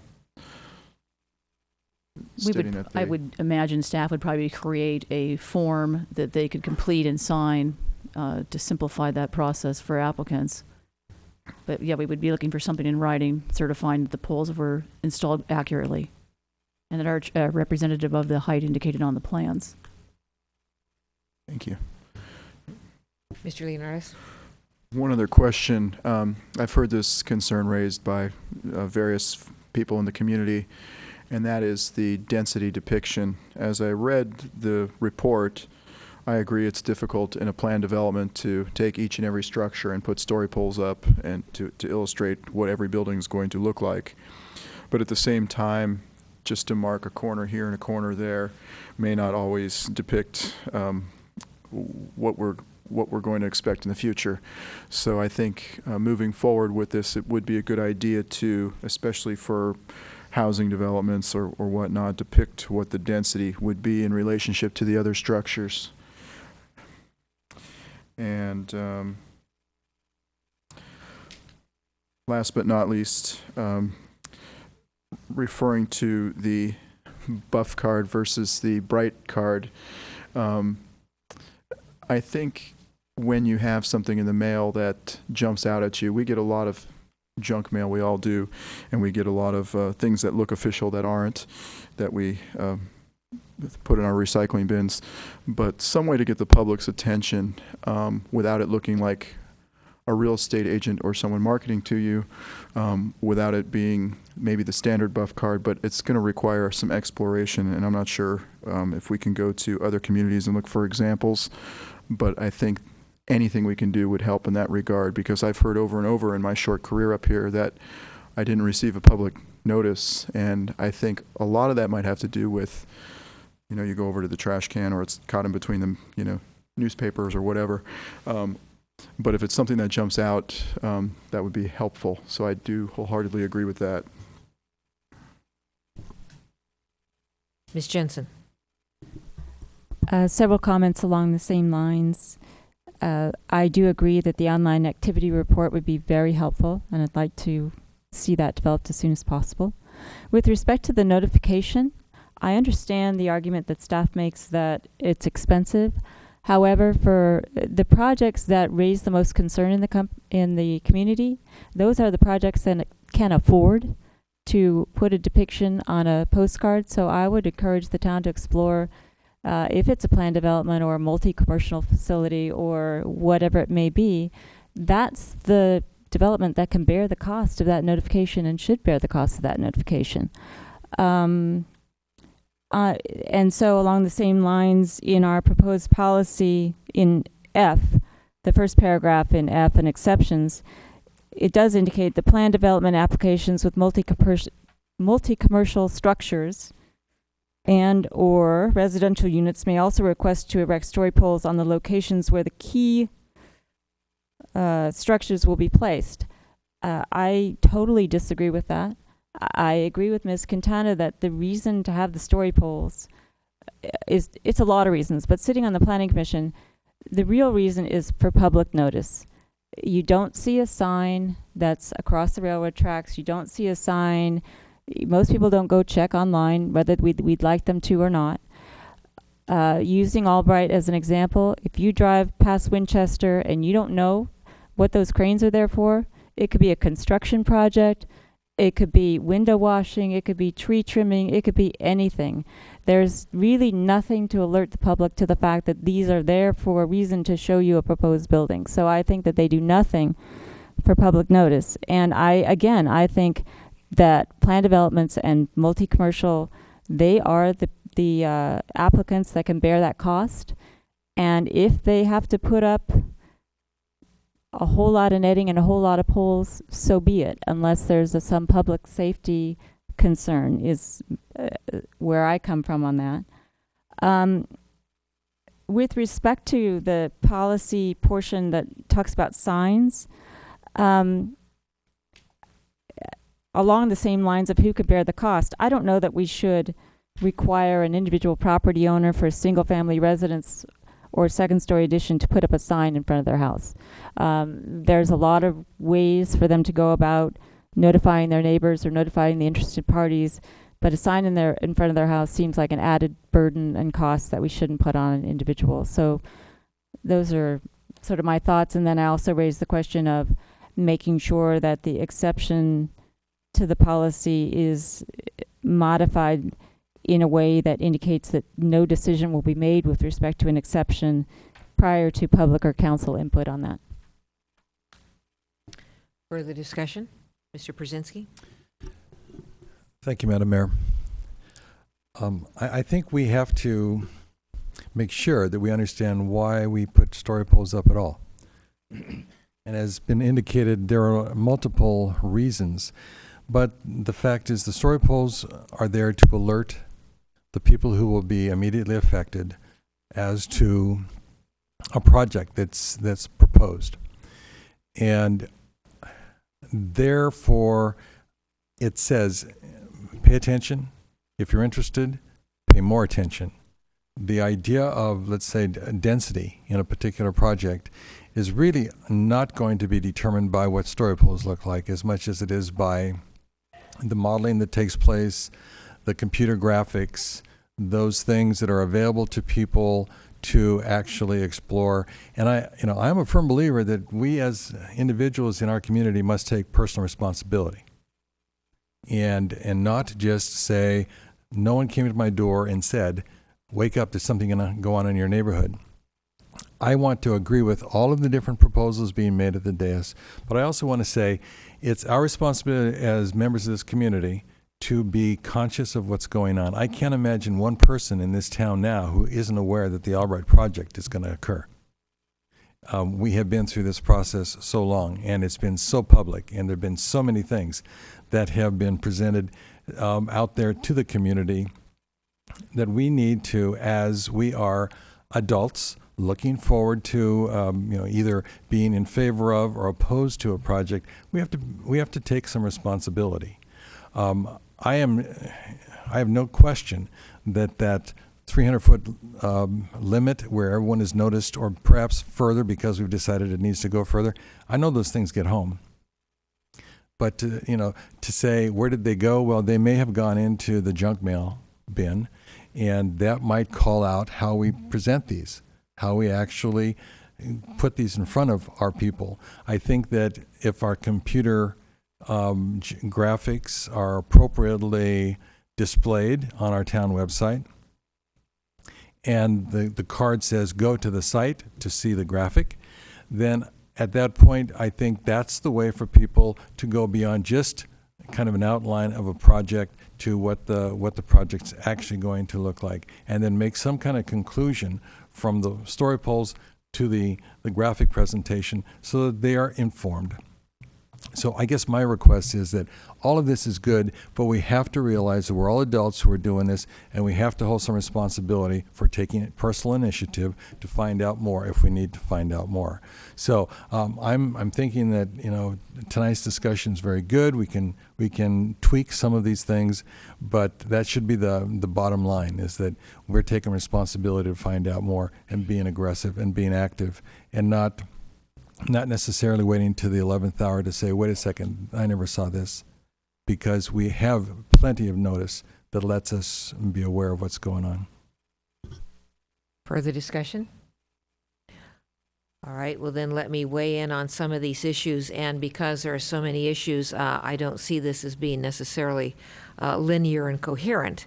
But issues that came up for me that we need to be very specific on how the council is going to be advised of any exception, whether the council will be advised before the exception is given or after. I think it should be before.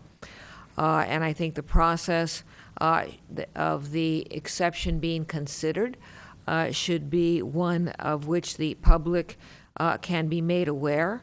And I don't disagree that the public needs to take some responsibility, but there has to be the information out there that the public can get. I really like the online development website that you located from Cupertino. I thought that was really good. It was good enough so that, you know, I don't really care what Cupertino's doing, but I was, you know, like reading what they were doing.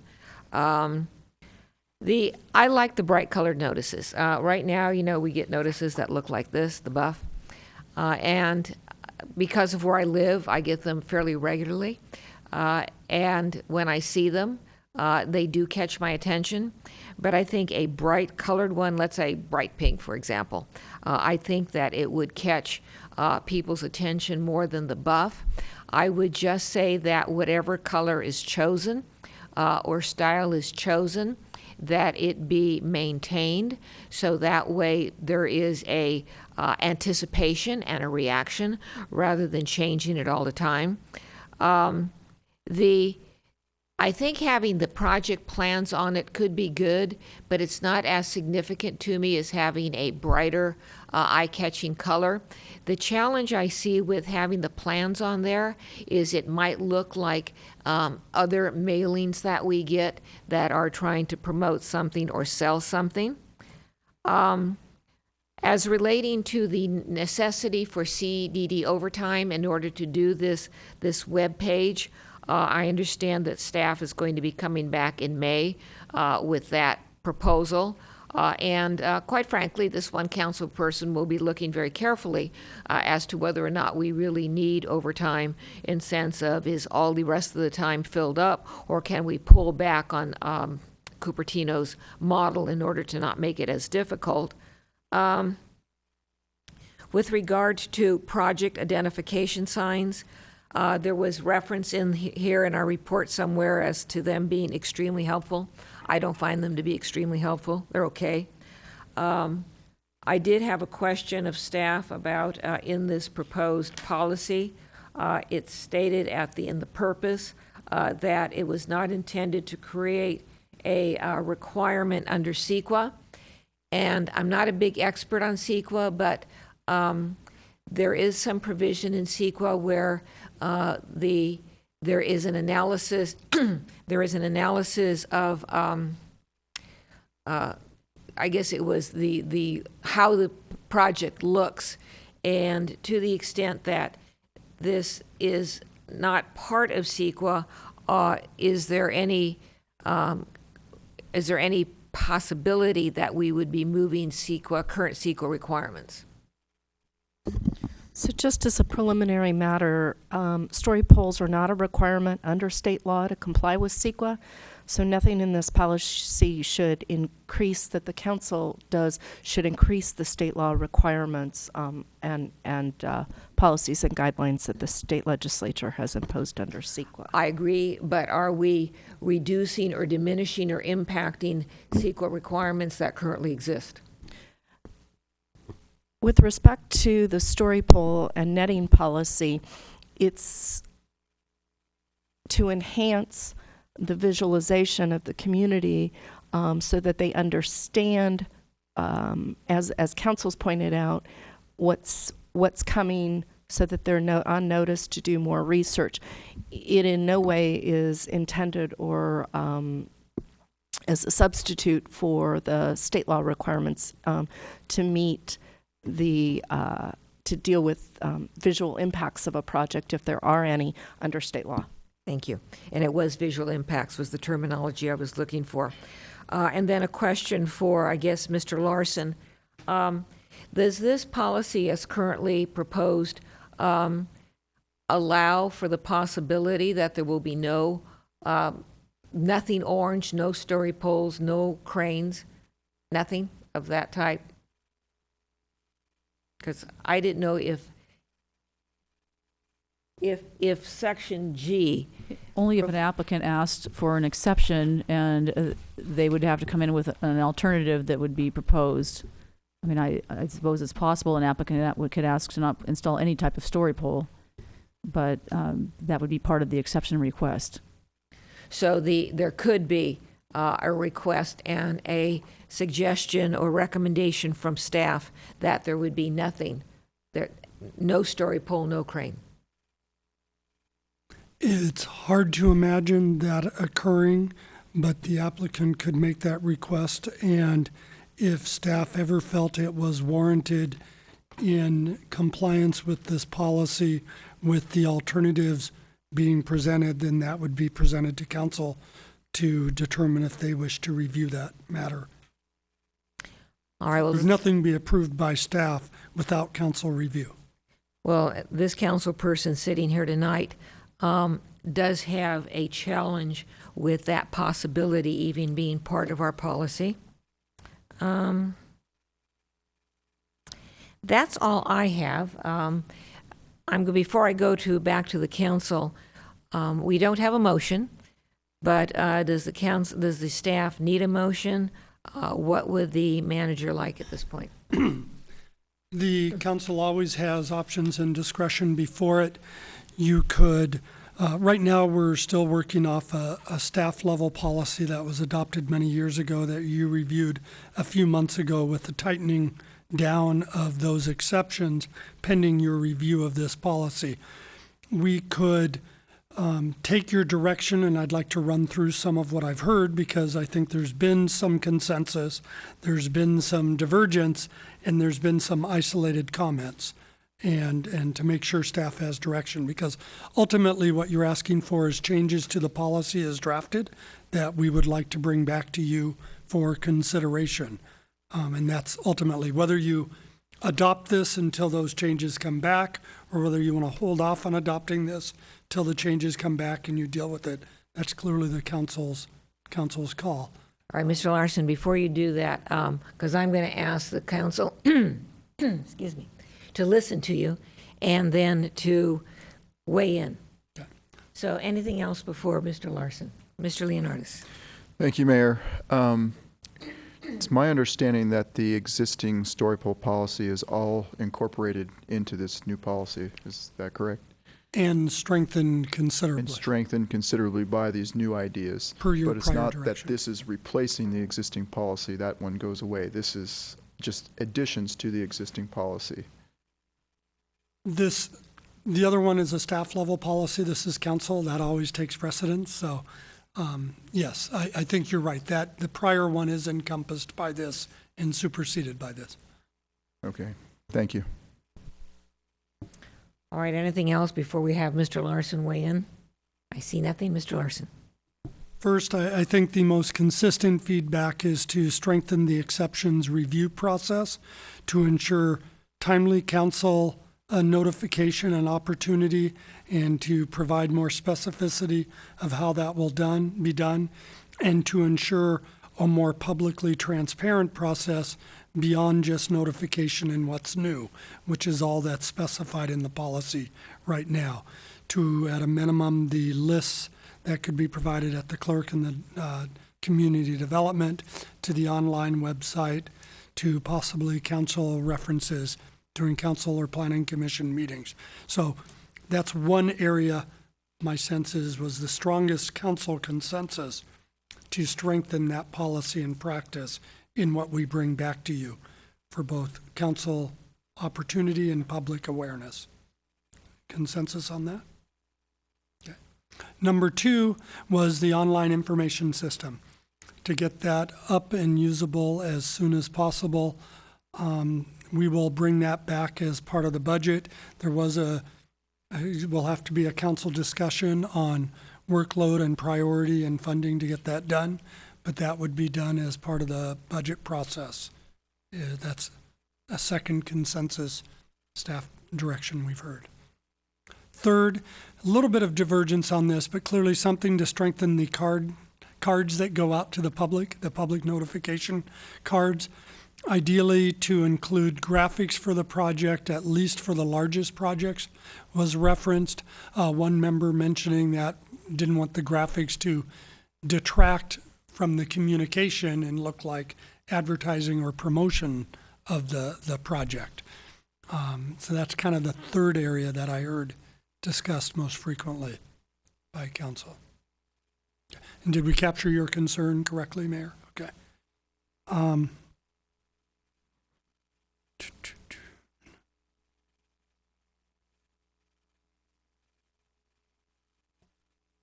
The divergence was density, whether or not story polls should be used as a tool to demonstrate project density. I've heard members speak to that issue on both sides, and if there were a more explicit council direction on that. Before you answer that question, we did hear the comment to get rid of what may appear to be contradictory language in portions of the policy, where we say in a couple places very strongly, corners should be indicated of the project and top peak line or maximum mass and build, but then not avoiding the line referenced by Councilmember Jensen. That looks like it undermined that to some extent. And so clarifying that. So I think we got that direction, but it was using story polls as a project density determinant. I'd like more direction from council on, so we know what to bring back to you. Is that the only remaining issue? All right. All right, well, I'll weigh in on that quickly. Although density, the portrayal of density theoretically sounds like it might be a good idea, I do have personal questions as to whether that's realistic. So I don't know if that's realistic. Anybody else want to weigh in on it? Mr. Brzezinski? Yeah, I really don't think, unless you were creating a model on the site that imitated the density of the project, I don't think that it's actually able to be captured by story polls. That's where that next phase is called out, how the project is graphically presented and open to public scrutiny. That's the issue. How do you then offer our public the opportunity to see the project site as it's actually going to be configured? I think modeling is one way to do that, and certainly computer graphics allows us to do some things that we couldn't have done once upon a time. But that's the next step in the process. It's not going to be captured by story polls and netting. Vice Mayor? I will, thank you. I will buy into the computer graphic modeling suggestion of depiction of density, provided, of course, that is surveyed and verified as we described earlier. So, Ms. McNutt? And I agree with the mayor that it would look like a maze of orange netting. I think it would be too confusing. And I also want to put in a pitch for old-fashioned modeling, because I think sometimes there's a skepticism that computer modeling is fudged a little bit, even though it might be authenticated. but if you have an actual model there on the tabletop, it can really, I think, show perhaps more genuinely what it would look like. Thank you. I saw Mr. Larson, but I'm going to go with Ms. Jensen first. I actually think a maze of orange netting is the point. If, as Mr. Shepherdson pointed out, if we'd had that at the Honda site or at Bluebird Lane, people would have a much better idea of what we ended up with. I also have to concede that the mayor's point is a good one, that perhaps it's not entirely practical in all cases. I think when you have basically an empty lot like the Honda site, it is practical, or Swanson Ford. But with, for example, the Albright site, I can see where it's not particularly practical, but the idea of putting a structure up at every corner for every building with netting, I think would achieve what I'm talking about, because it's not so much density, as Mr. Larson said. For me, it's the public notice of what the project's going to be, which is not, they're not going to get it from a computer model, and they're not going to get it from a sign. So that's why I think more rather than less netting is a good thing. Mr. Brzezinski. Okay, I'm going to disagree with my council partner in that once upon a time, and this was back in the old planning commission days too, architects would come forward with a model that they would put on that table, just as Councilwoman McNutt indicated. And that allowed the planning commission and the council at that time to be able to see how the structures interfaced with each other. And that would be what probably would be more beneficial, perhaps not quite as high tech, but more beneficial to the visualization of the project as it's going to eventually occur. When you look at netting, and I know there's a project taking place pretty close by, the netting does not show you the architecture. And the netting basically, therefore, cannot give you a sense of how this masses together with other structures as compared to an actual model. And I know that in architecture school, they still teach modeling. And so I would say that that would be one of the vehicles we would use to actually reinforce the computer-aided graphics, to allow our people to become more aware of what's going to actually occur on site. Thank you. Anyone else on the council before we get to Mr. Larson? All right, then I'm going to weigh in on this density issue. What I'm hearing is that you have a mixture of opinions here, and it may be that when staff comes back and addresses density, it's not a one-size-fits-all. It may be options that are applicable to different scenarios. Mr. Larson. Mayor summarized one of the points I was going to make, because I had responded to council comments, but there was also some comments raised by Mr. Shepherdson, and one was that I think was picked up by Councilwoman Jensen about scaling our analysis of what's appropriate based on the size of the project. And I think that becomes a judgment call that is made by staff and then by the council when they review any exceptions. But I think that concept could be worked in to the policy as well. And then also, just to be more crystal clear, while it is clear on page 3 under E, story pole plan and public safety, about the plan being prepared and certified by a licensed surveyor, civil engineer, architect, or building designer, we may actually want to move that more prominent and further up into section 3, dealing with the actual plan preparation. So the number C, location and numbers. So I think there are some things coming from Mr. Shepherdson's comment that we could try to build in that reflect the council discussion as well. Thank you. Anything more that staff needs at this juncture? Anything more from, yes, there is, Mr. Leonardis. Thank you. Alluding to something that Councilwoman Jensen said earlier about individual homeowners and putting signs in front of their homes, I agree that on large developments, the notification signs are probably a better idea, but it could be financially more burdensome for an individual homeowner. I would recommend that if it's say you have one lot and you're splitting it into 2 or 3 lots, maybe that would be an opportunity to put up a sign. But if you're just an individual homeowner doing a remodel on your house or tearing down everything but the front wall or whatever, I think the story poles would be sufficient and not necessarily requiring signage for that. And Ms. Jensen.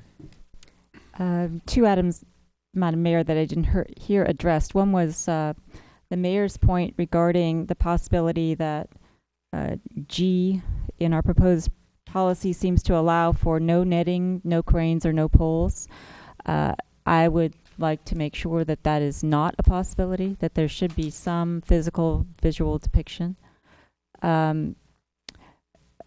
Larson also spoke about should the council adopt the policy that we have in front of us now pending the modifications we're asking for. I would say no, because I would not want to have an adopted policy that is not what the council wants.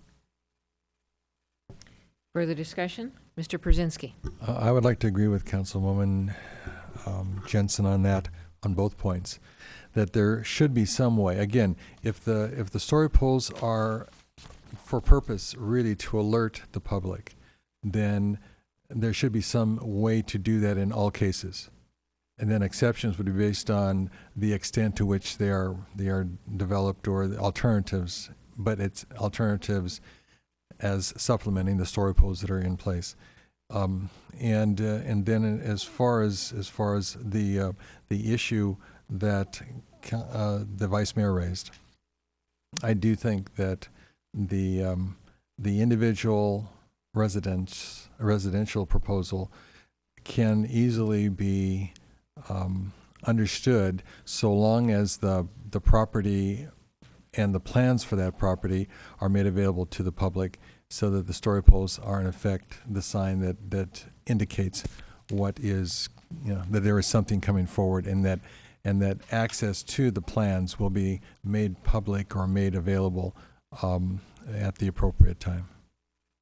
And I agree with Mr. Brzezinski and Ms. Jensen on all the issues they've just raised, and Mr. Leonardis. Anything further? I'm going to go back to you, Ms. McNutt. I'm just thinking through on this residential, and the concern I have is I can understand the sensitivity if it's a second-story remodel or something, but if it's an undeveloped lot that's going into a single-family home, it seems like maybe there needs to be some signage there, because it's not like they can go up and ring the doorbell and say, so what are you guys planning on doing? So I think some notification in that case where they can at least know who to call. Most people don't know where we are or what the phone number is, or the website for that matter. I think on undeveloped lots it should still be in there. Mr. Vice Mayor. Thank you, Mayor. So alluding to what Councilmember McNutt, the point she just raised, and something that Councilmember Brzezinski said, perhaps we can just put, rather than a fancy sign showing the elevation and the beautiful home that will be there someday, a notice of where one can go to the Community Development Department and look at the plans. Simple stake in the ground with a public notice on it. Something is coming. Further discussion? Looks like we're running out of ideas. Mr. Larson, anything further you need? I think we got the additional items that had been raised by only one member have now been raised by a consensus. So that provides the direction we need. And just to make sure we've captured it, there was consensus on, not unanimity, but direction to eliminate the sign requirement for at least remodels or added structures, if not for new structures. The desire to make sure there is no complete exception to any physical representation of height on the property, and to make sure G is not interpreted, Section G is not interpreted that way. And I believe those were the additional issues that were brought forward. Thank you. Council? Seeing none, and thank you all. So this item is now completed.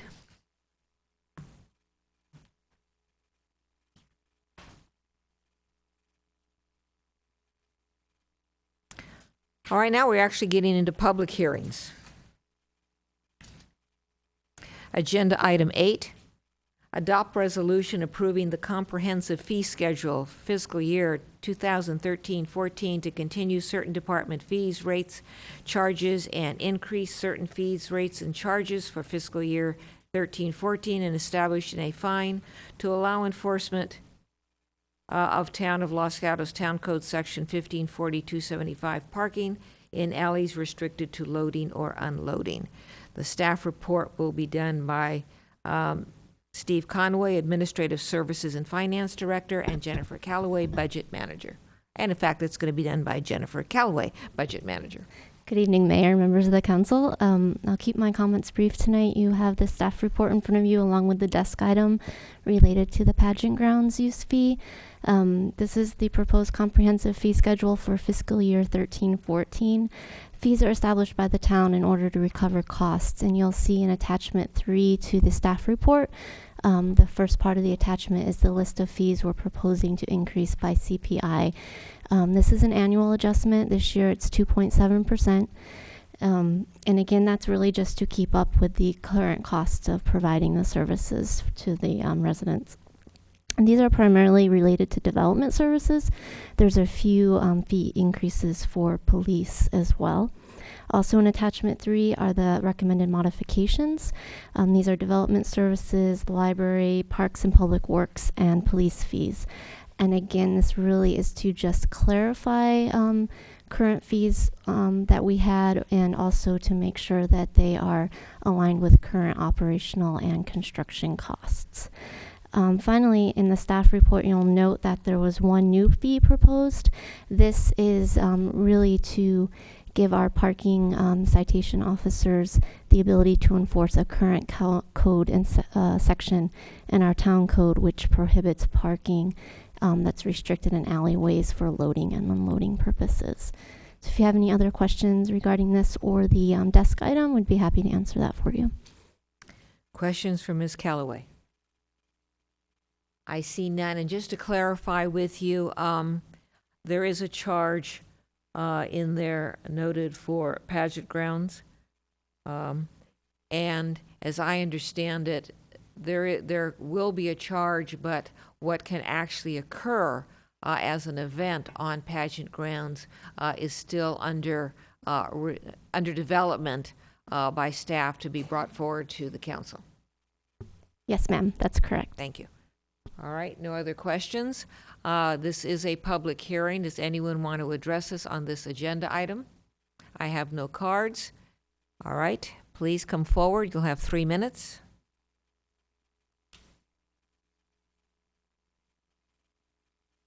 Lee Quintana, 5 Palm Avenue, and this won't take 3 minutes. It's just a question.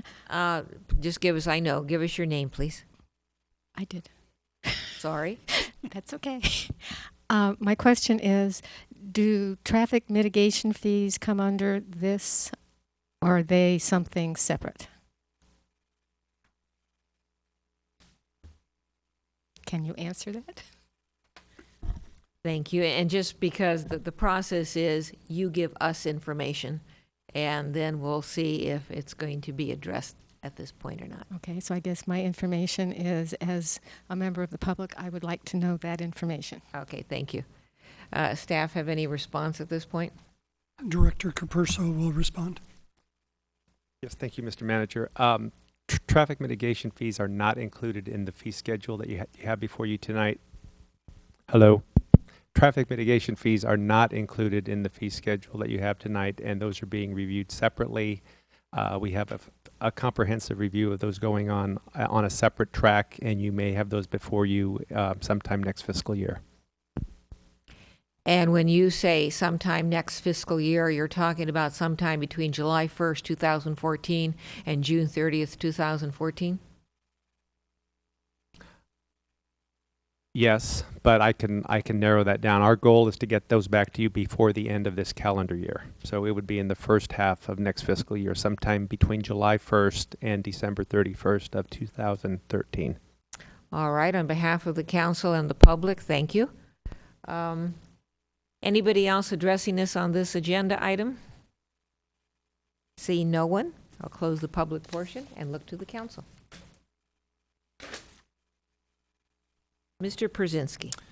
Madam Mayor, I would be willing to move to adopt the resolution before us contained in attachment 1. Is there a second? Mr. Leonardis. I will second that. We have a motion and a second. Discussion. Seeing none, all in favor? Aye. Opposed? Passes unanimously. On to agenda item 9. Agenda item 9 is an update on code compliance policies and practices.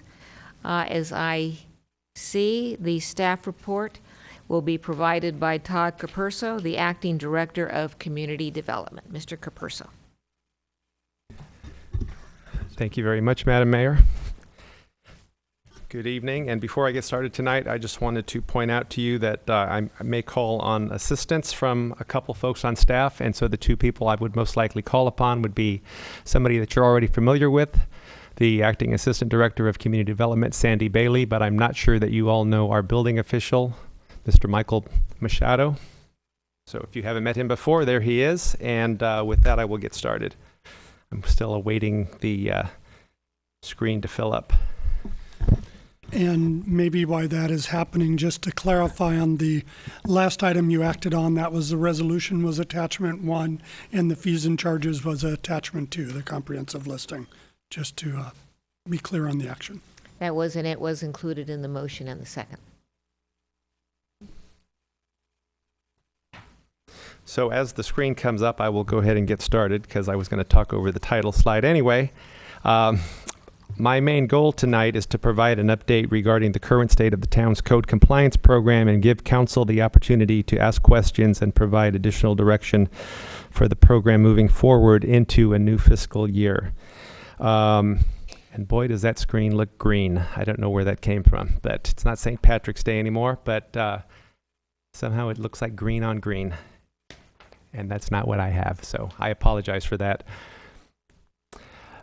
This discussion goes back to September 2012 when a study session was first requested by council. This came about mainly because there was increasing neighborhood concerns that led to a specific request by council. The purpose of the study session was to discuss policy, not any specific issue that was being discussed, any specific neighborhood issue or complaint at the time. To help set the stage, it might be helpful to revisit what is included in our definition and is the most typical definition of code compliance. It includes building codes, including health and safety issues, planning permits, most notably including CUPs, and neighborhood issues that may or may not include any of those two, but are usually related to the zoning code. Before getting into the current status of the program, I'd like to provide a little additional background and history. Once upon a time, the town did have a full-time code compliance position that was on staff through approximately 2008. At that point, that position became vacant and it was eliminated as part of the 2009-10 operating budget. The duties were then split among multiple positions in community development. Staff was as responsible as they could be, but these issues often took a second priority to their primary responsibilities. All through this, though, the basic philosophy of the program did not change: to focus on complaint-based enforcement, focus on compliance, and we can abate enforcement pending progress toward a positive resolution.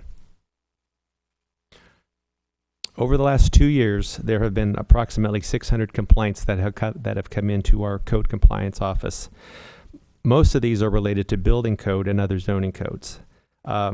These are usually fairly routine, but do require a fair amount of follow-up and constant monitoring over a long period of time. The more complex issues typically involve noise, especially if it is after hours, and conditional use permits. These often require research and at least some level of interpretation and continued monitoring by staff. These also have a greater potential for weekend or after hours complaints, so they really cannot be immediately addressed by community development staff, but often involve after hours police calls and responses. The prior council direction coming out of the study session, council provided staff with the following set of instructions: to restore some level of dedicated resources, to pursue staff-initiated enforcement where appropriate, to allow a maximum of 60 days abatement period where appropriate. This would be most applicable to building codes than things like noise issues, and there was some discussion about the appropriateness of when we would use this and when we wouldn't. To research a complainant appeal process, and to increase access, outreach, and community engagement.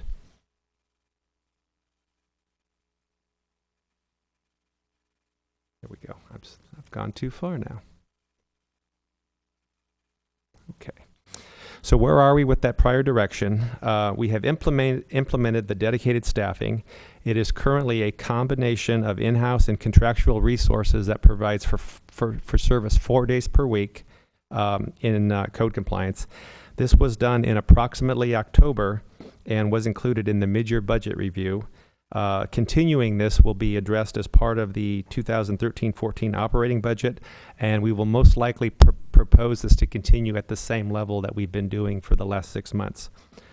One benefit, although I talked about the downside of having the duty split among several staff in the past when the positions were vacant, one benefit of having the duty split for the extended period of time is that it has increased the level of awareness for staff who fulfilled that role over that time. So now we have this increased level of awareness that is among the rest of the building staff, particularly our building inspectors who are out in the field, not to mention our park service officers who are regularly out in the field, such that when they witness an instance where something is out of code, they can now pass it along to the appropriate staff and it can be dealt with. But what the dedicated resources do allow us to do is they allow for increased consistency and timeliness and follow-up, which is something that we were lacking by the dedicated resources. The in-progress efforts, we are currently working on uploading the CUPs onto the website. Although this has been labor-intensive, this is actually the easier part. The difficult part of that task will be the monitoring and scheduling work. Each CUP will need to be reread, and understood as to what the requirements would be, particularly if there are reporting requirements that have been placed on the applicant. This portion of the work, unlike some of the other issues I've spoken of earlier, will most likely need to remain in the planning division as opposed to the building division. The priorities for uploading the CUPs and understanding the schedules will likely be in and around the downtown core. That's where we have experienced the largest number of CUP interpretation issues. However, as other issues come up throughout town, we would certainly want to hit those areas as well. I mention that because it's not likely that we can interpret all of the CUPs as in one fell swoop. There'll have to be some level of prioritization. And we're also finding that some of the older CUPs are far less descriptive than we would like them to be, and really don't tell us much. So you sometimes have to go back and get the verbatim minutes of the Planning Commission at the time to find out what the real discussion was around those. We have also improved our access and responsiveness. Phone calls and emails are addressed on an almost daily basis, and the website and printed materials are currently being reviewed and updated as well. The issues still needed for follow-up, where we haven't been able to make a lot of progress since the study session, would be to confirm that the abate or suspend the enforcement efforts up to 60 days when tangible progress is being made. However, we have not yet defined what the appeal process would look like for every scenario. And for proposed use permit changes, compliance would be required prior to consideration of amending the permit. Finally, what would be the appropriate mediation or appeal mechanism? At the study session, it was suggested that the Planning Commission could be the body could be the appeal body for conditional use permits. But for other code compliance issues, we might look to third-party mediation if they are specific neighborhood issues. However, either of those scenarios would likely would be likely to have a financial implication to at least one, if not both parties. So those are the issues that still need a little more definition on our part. And with that, that concludes the staff report. We are happy to answer questions, and we are asking council to provide any additional direction and additional information to staff as appropriate. So thank you. Thank you. Questions of Mr. Capurso? Ms. Jensen. Thank you, Mr. Capurso. I had a question regarding number 2 on our staff report, page 3. These are recommendations that are summarized. It talks about test new proactive code enforcement procedures, and I'm really unclear about what the implications of that are and what you mean. And it seems that it's limited to downtown, but it's not clearly specified. So can you explain that for me? Yes, I can. Thank you. What that typically means, well, what a typical instance of that would be is when the code compliance officer approaches a business that could be in the downtown area about signage, or this actually could apply to neighborhood issues as well. One of the first responses that you typically receive is, yeah, I know I've got this sign, or I know I've got this vehicle, but there's another one of those right down the block. And so the proactive enforcement is to ensure some level of uniformity so that it doesn't look as though a single business or residence would be singled out. We wouldn't necessarily do proactive above that, but once an issue has been discovered in a particular area, our goal would be then to apply that uniformly. Even if the complaint was to a particular business or residence, we would then expand that.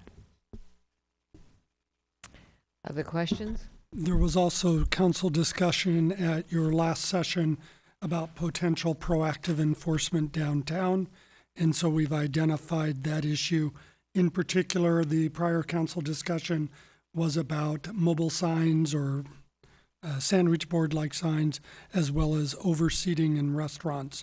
And we've identified if the council wants us to pursue that, then we would identify that in the proposed budget, including a communication plan to notify all downtown businesses before any proactive enforcement started. All right, and thank you. If the council wants us to do it. Mr. Capurso, page 4, paragraph 6. Rather than me reading the whole thing, what is this? This is a very nice way of telling you that our web pages need updating, and I think many of you already know that. I'm surprised I didn't get that question from this end of the dais. So we're working on that effort right now to ensure that our web pages and our printed materials are up to date. That is one of the first things that falls off the radar when you're trying to fill this role, essentially by committee. So now that we've got some dedicated resources and people are able to put in the time that the program really warrants, we're just trying to make sure everything we have is as current, has the correct call numbers, has the correct contact information, and looks as clean and as modern as we would like it to be. Thank you. Ms. McNutt, now she's going to ask you. No, I'm going in a different direction. Do you know about how many CUPs there are? I do not, but I'm going to look over my shoulder very Roughly. slowly. We don't know. We haven't discovered the full amount in my conversations with planning staff. There are probably some CUPs that we have yet to discover. But as I say, the older ones, the older ones that we find, the less descriptive that they are. I'm and sorry, I know that doesn't help you. Is a lot 500 or is a lot 2,000? My guess would be 500 as opposed to 2,000. I'm getting a nod on that. Okay, so my concern is on page 4 in your recommendation number 4, a biannual basis review of each CUP. So it's every 6 months, somebody would look at 500 or whatever CUPs. Is that A, even possible, and B, even more importantly, is it warranted? to do that level of scrutiny. I mean, we've had some CUP issues that have been high profile and problematic, but that's less than 10 or 12 out of 500. So are we setting ourselves up here to go way overboard and start allocating far more resources than we need to solve mostly a problem that may not exist? Well, I believe that we need to put the resources in to make all of the CUPs publicly accessible. And that will be a large piece of work, there's no doubt about it. But our goal is not necessarily to have each CUP reread every 2 years. It would be more like as you read and comprehend that CUP, we need to identify the items that are open for annual or biannual review. And not every CUP has those items. There are some CUPs that speak to the entity providing the town certain types of information every 6 months or holding a community meeting periodically. Those are the ones that we would put onto a calendar and hit those periodically. And there's no doubt. Your other point is a very good one in that not all 500, if that number is even close, 500 CUPs are causing issues. So there'd have to be some prioritization where you need to spend your time where you can provide the largest benefit back to the community. And so if I can just clarify, because the way I was reading this, it made it sound as if every CUP was going to be looked at biannually, which I think is every 6 months. Not biannually. So. Yeah, not biannual as opposed to biennial. We've had that Biannual. discuss, and I learned something on that. I meant once every 2 years, and next time I will say it that way. Okay. Thank you. All right, Ms. McKnight, is that it for now? All right. Okay, other council people? All right, Mr. Brzezinski. Thank you, Madam Mayor.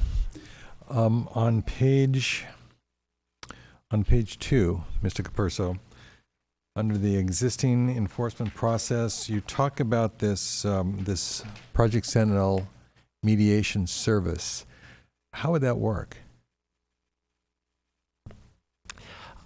Project Sentinel is it's a community mediation service that most of us are familiar with for rental disputes. Right. So I know our building official, Mike Machado, has been in contact with them to discuss how it could be implemented on this type of instance, and I believe they have experience with this, but I will turn to Mr. Machado and see if he can provide us additional information.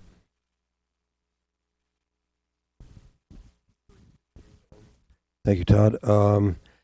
Project Sentinel typically does mediation for rental disputes, but they also serve the communities of City of Los Altos, Palo Alto, and Mountain View, excuse me, in mediating neighborhood disputes. And they can do it on a case-by-case, about $500 a case. They develop a case, and the parties need to agree to voluntary mediation, willingly participate. May not come to a resolution, but it's time to air out what the issues are. All right, so I appreciate that, Mr. Machado. So let's assume we've gone through a mediation.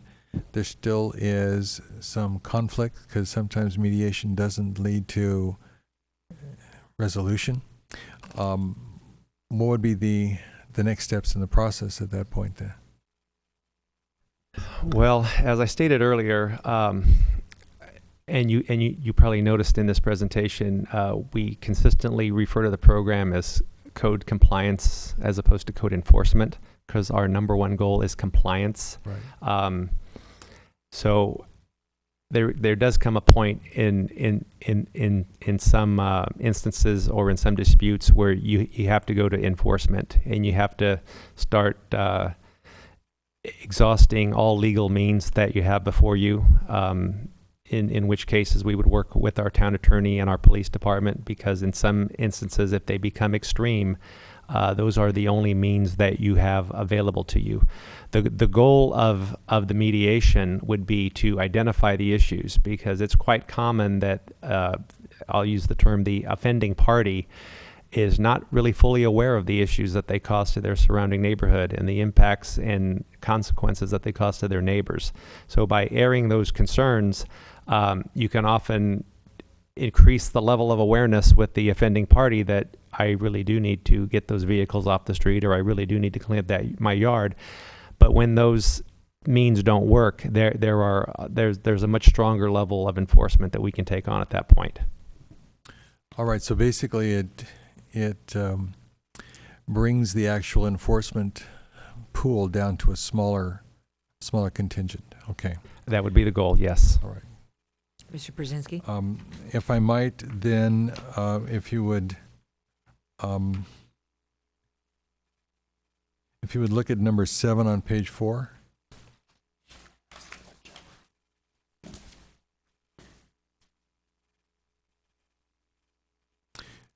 My question on that, and this is a reflection on the woodshed issue that we just experienced.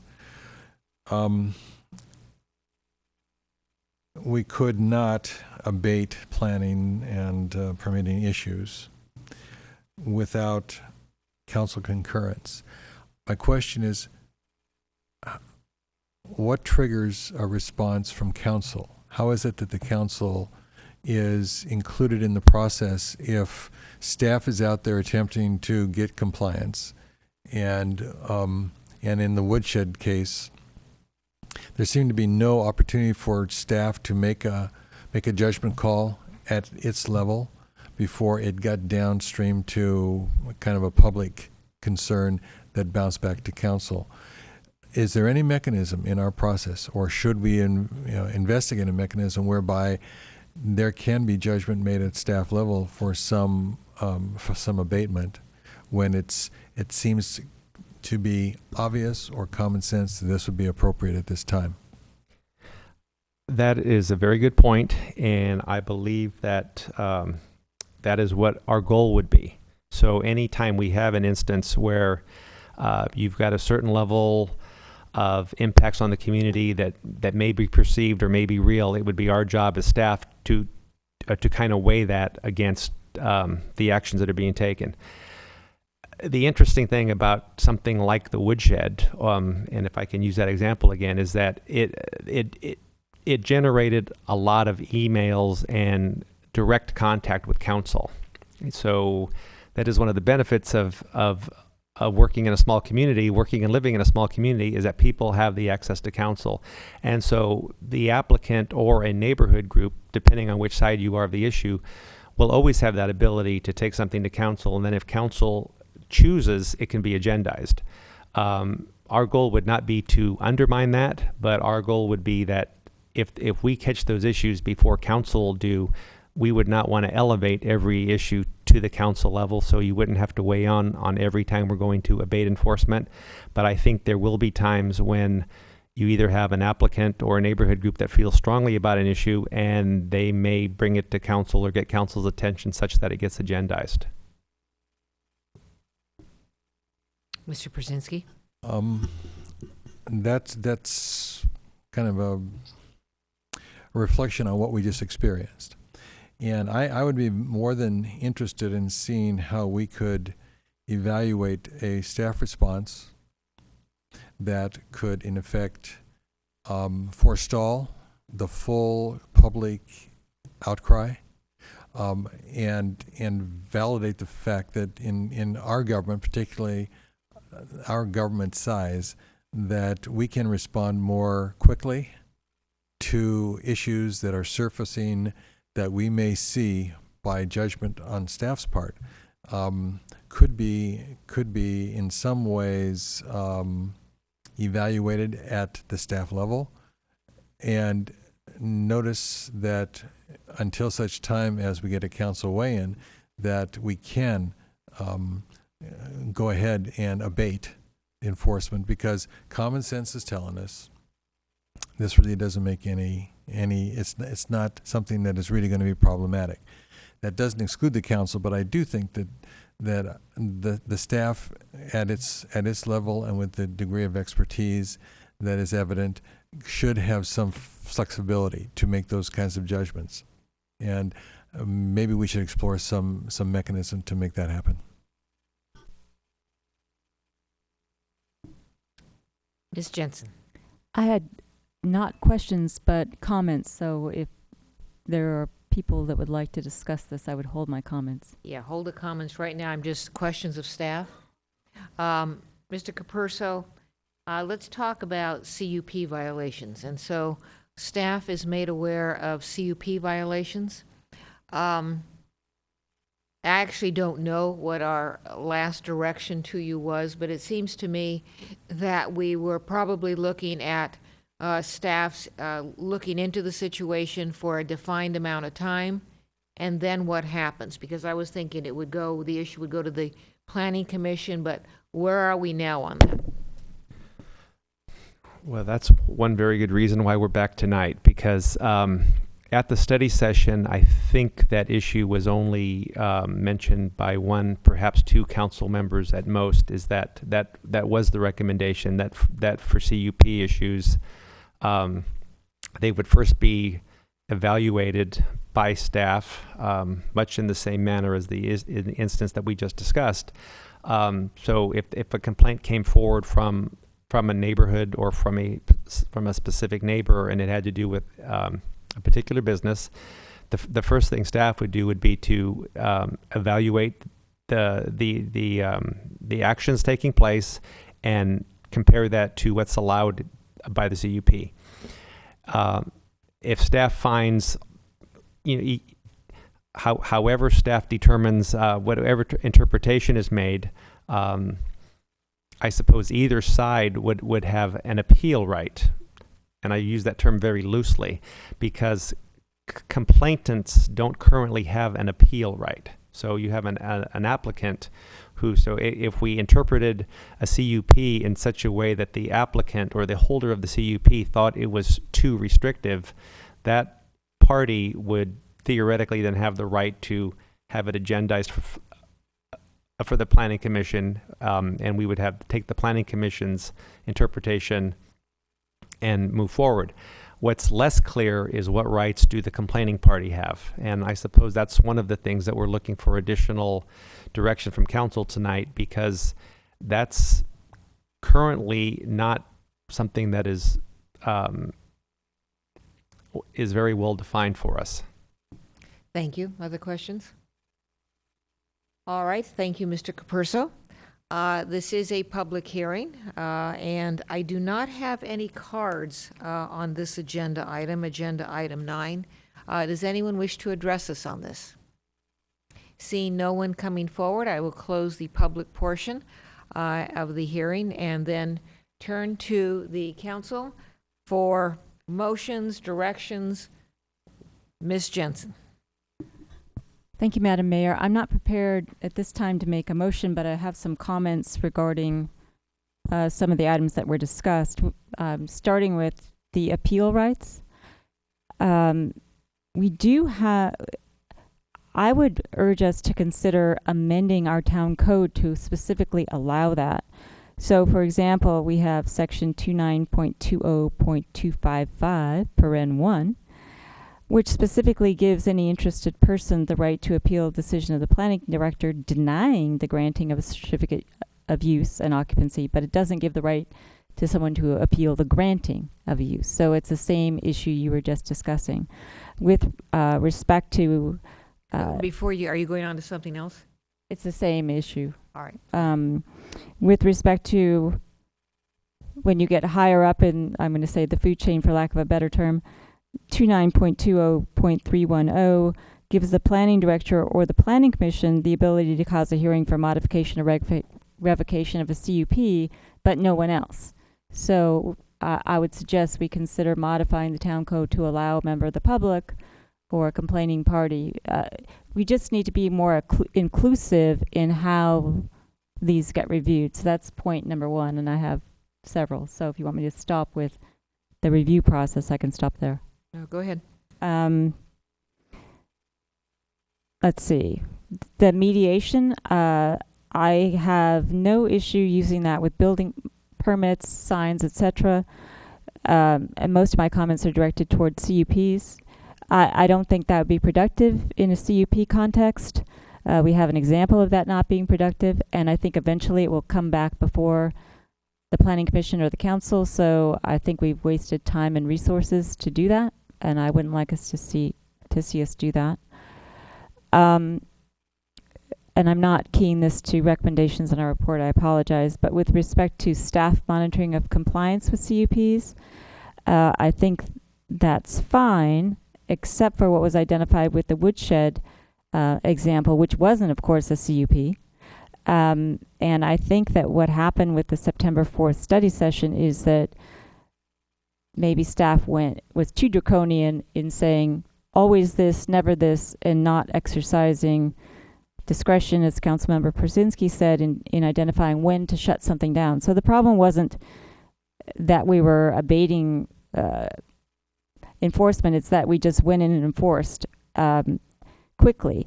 So some suggestions I'd make regarding the exercise of discretion would be to extend the time period, perhaps to 90 days, that there should be no, for lack of a better term, I'm going to say shutting things down,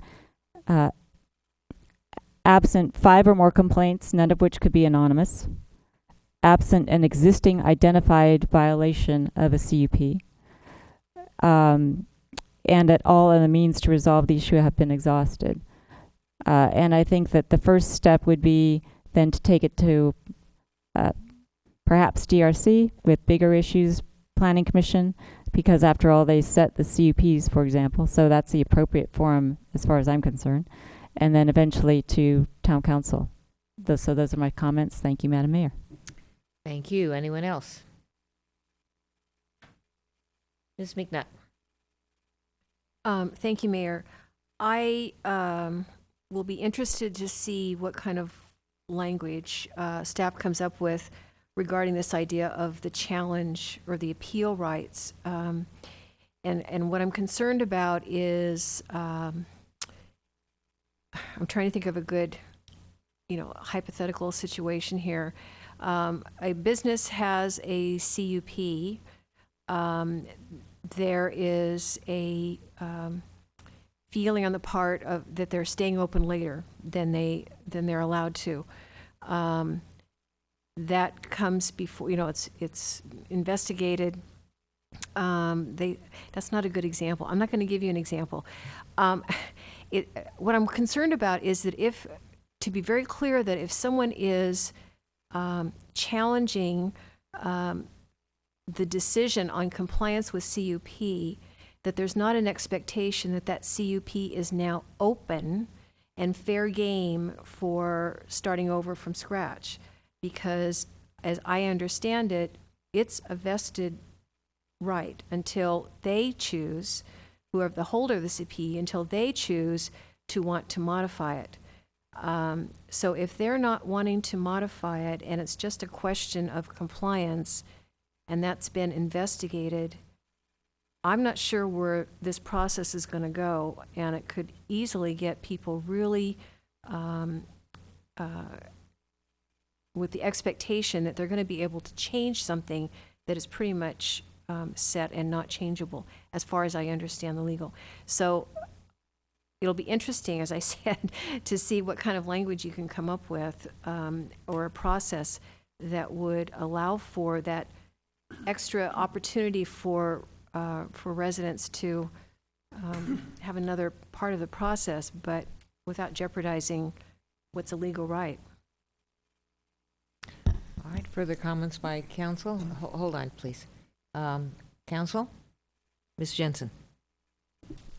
Just to pick up on what Councilmember McNutt just said, one alternative which used to be employed regularly and which could serve as an alternative is that when Planning Commission or Town Council or whoever set the conditions of approval for a particular project, that project was scheduled back on the agenda for Planning Commission either at 6 months or a year for regular review. And that would provide a forum for people to come in and make their complaint, make their compliment, do whatever they wanted to do.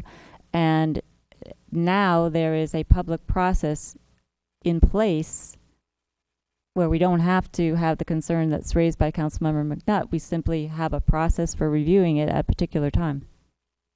Thank you for the discussion. I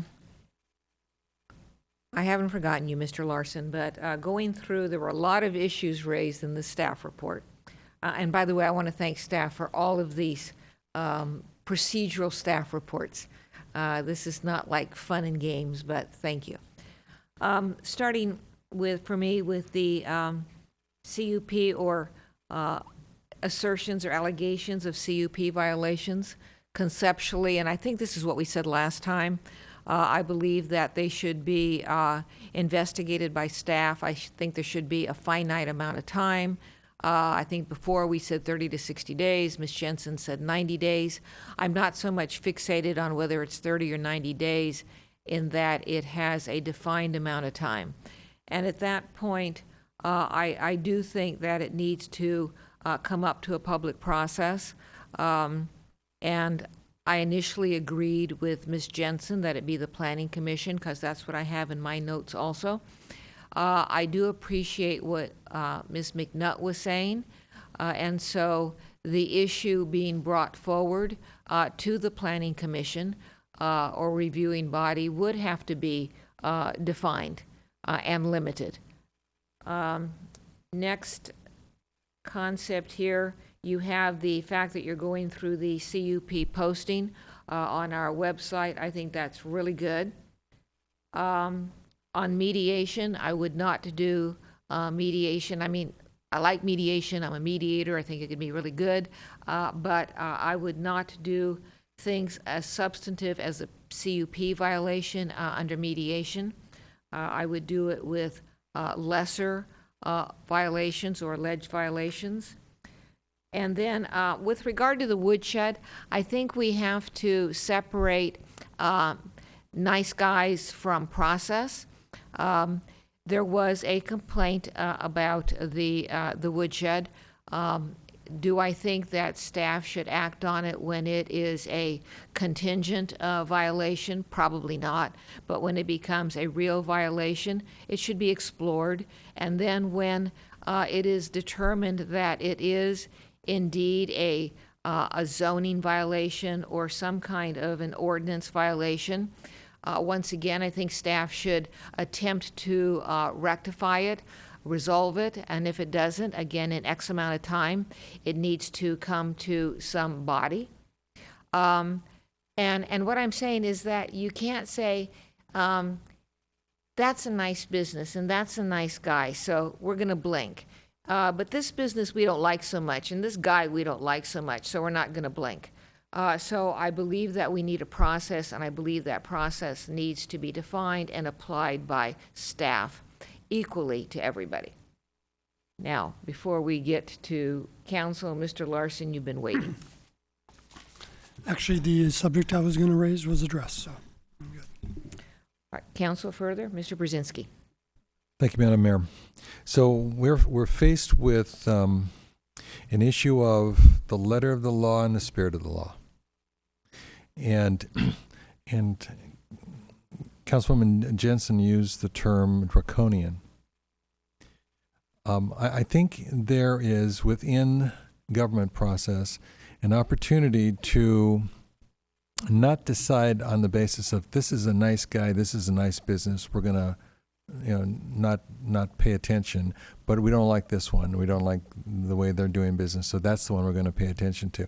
That should not be an issue. The issue should be, what is it we're trying to deal with, and what's its real impact? Not just from letter of the law, but also the spirit of the law. What's the intent of the law? And I think that we found ourselves in a situation where you had one anonymous complaint based on parking, and our immediate response was shut it down. And I think that there is where we may have an opportunity to reevaluate what is the process that occurs at a point where we're making judgments that could theoretically allow us to be more flexible at points where we don't see something that's going to have significant harm. And I don't think it's a question of picking and choosing our battles. I think it's a question of just making good judgments about those things that are having an impact and then acting accordingly. Again, this is an area I'd like us to explore to see what could we do that would be more beneficial. I think that this is a good opportunity, since we just had this experience, to see what could be possible for us out there as we look at this process we're going through. Thank you. Further discussion by council? Mr. Larson, back to you. Do you have any questions? Do you have a sense of direction? The staff report was primarily an update. There were only a few action items we put before the council, plus providing it as an opportunity to you to give clarified direction to staff. One issue that was raised was on kind of the discretion for staff to abate enforcement on permit and planning issues. There's been a lot of discussion, some council divergence on that, and staff will continue our work of looking at other jurisdictions, what are the best practices they've set up to deal with this. I really appreciate Councilwoman Jensen's specific standards that could be used to help make those judgments, to take it out of the nice guy, not a nice guy discretion, which I don't think is appropriate to give staff. And so I think we will look for best practices elsewhere. We have several items that will come back to you in the budget process. We do need to better explain to council and the public the existing appeals processes that exist for both planning and CUP violations, as well as more traditional kind of lower level down the food chain code enforcement violations. And I think that'll be the next part of our communication process. We are still looking for third-party appeal processes, and we have not found those yet in other jurisdictions. We raised that as a prospect to you on September 4th, and that's something we'll continue to look at. The one remaining issue that wasn't discussed much by council, other than a question, was proactive enforcement and how high of a priority that is for you. It was pretty important at the September 4th discussion. We've laid out to you two areas we thought we could explore it in the next fiscal year. One was the adjacent violators of the same issue, the nearby, nearby compliance, to seek nearby compliance of the same violation. If we get a complaint on Party A about an abandoned vehicle and there's one 2 doors down, we get that at the same time. The more challenging one is issues raised by the public, Planning Commission and Council regarding downtown signage and downtown seating. Do you want us to bring back a proposal to pursue more proactive enforcement after a communication program there? Or not? I'll just weigh in on it. I mean, when you say bring it back to us, bring it back to us at the budget, bring it back to us at a council meeting? Budget. I'll see what other people think. I mean, I don't have a strong feeling one way or the other. I don't think we should say no way, never, but I don't have a strong feeling. Other council members? Mr. Leonardis. Thank you, Mayor. I would revert back to Mr. Capurzo's original comments, focus the resources, putting the CUPs online. Thank you. All right, staff need anything further? Mr. Capurzo? Thank Mr. you. Larson? Thank you both very much.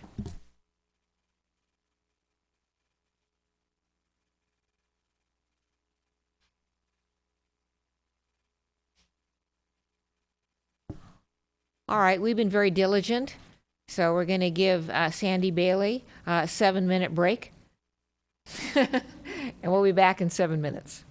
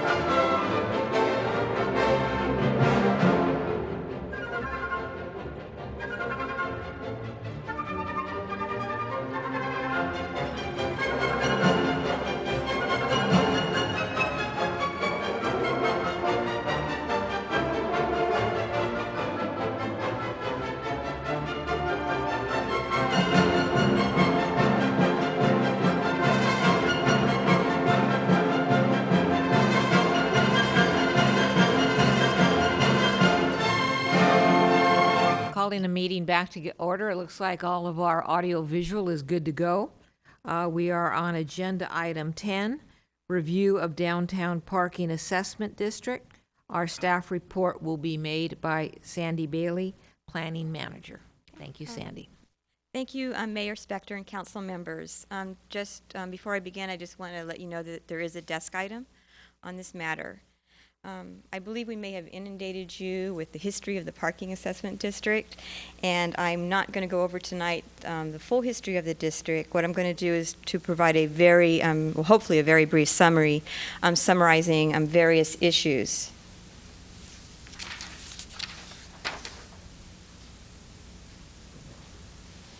So in regards to the overview, I'll first go over the background as to why we are here tonight. The parking credits for expansion, new development, and intensification use, and then discuss the mitigation options that were looked at for properties that were underestimated regarding their existing square footage in the district. And in regards to 41 North Santa Cruz Avenue, discuss that site when the parking assessment district was created, the earthquake restoration process it went through, and the recent CUP approval that it received. And then finally, I will talk about the future of the assessment district.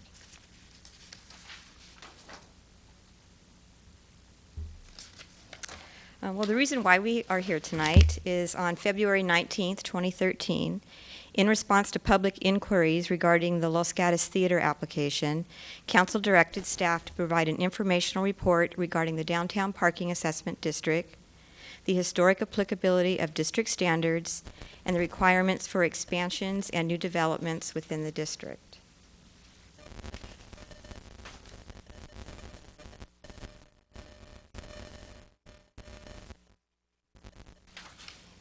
In regards to parking credits, there are 4 categories for, I'm trying to go through here, I think I missed something. There are 4 categories in determining the existing use and on-site parking. There are, the categories are retail, office, restaurant, and residential. In terms of residential, the properties that had residential uses were not assessed for that residential use, but it was important to get that information for 2 reasons. One is we needed to know that they had a residential use, and then also we needed to know what the square footage was, because the square footage was required to determine the floor area ratio for the site. In regards to the maximum floor area ratio, the town code for new construction allows a maximum floor area ratio for properties in the parking assessment district, a floor area ratio of 0.60. It's important to note that there are several properties within the parking assessment district that do exceed the floor area ratio of 0.60, so those are non-conforming and they are grandfathered in. When the district was created, for those properties that did not have a floor area ratio, it was less than 0.60. Property owners had an opportunity to pay into the parking assessment district to build up to a floor area ratio of 0.60. Not all property owners took advantage of this opportunity. For those owners that did take advantage of this opportunity, they were allowed to intensify their use up to 0.60. They could do that by adding the additional square footage, or if it was a vacant lot, then they could construct up to 0.60. Another thing that they could do is they didn't have to increase their square footage, but they could use it to intensify the use. So if they had a restaurant, they could instead use that extra parking to increase the number of seats in their restaurant. Or if it was like a yoga studio, they could increase the number of students and or instructors at the yoga studio.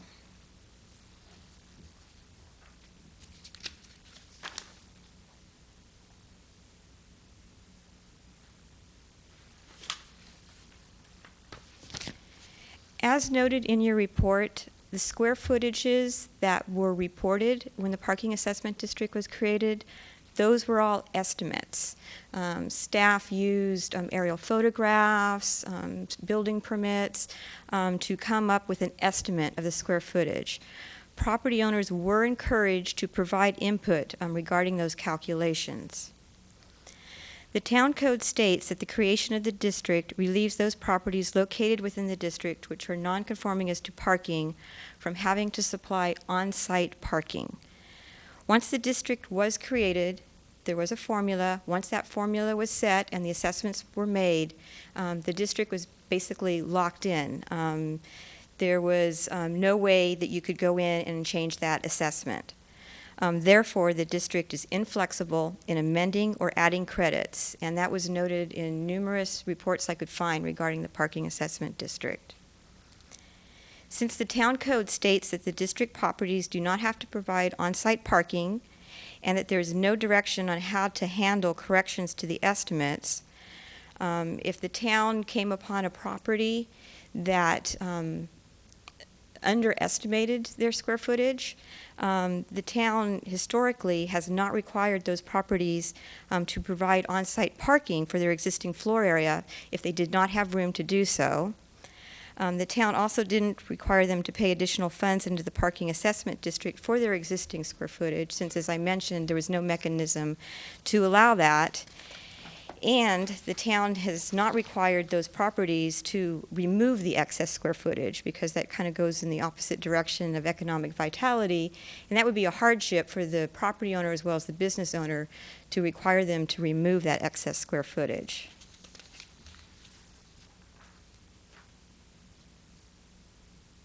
So this brings us actually to why we are here tonight. This is a chart that is in your report regarding 41 North Santa Cruz Avenue, and I want to point out that the chart is not just for the theater.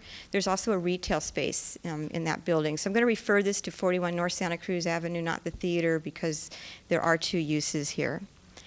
In 1984, when the parking assessment district was created, the square footage that was estimated, and again I emphasize estimated, was 7,732 square feet. The parking ratio for the theater was used as a retail use, and that ratio is one parking space for every 300 square feet. So that equates to 26 parking spaces. In 1991, this was after the Loma Prieta earthquake, the property owner went through the earthquake restoration process for a conditional use permit. There was two reasons for the use permit. One was that the theater, due to the earthquake, had been closed for over a year, and technically by town code that meant the CUP was no longer valid. So they wanted to reinstate their conditional use permit. And the other reason was that the property owner or business owner wanted to take this opportunity to revise the theater. And so they were looking at converting the one-screen theater into 2 screens or potentially 3 screens. The report regarding this earthquake restoration process noted that the square footage was an estimate, and that estimate was 9,230 square feet.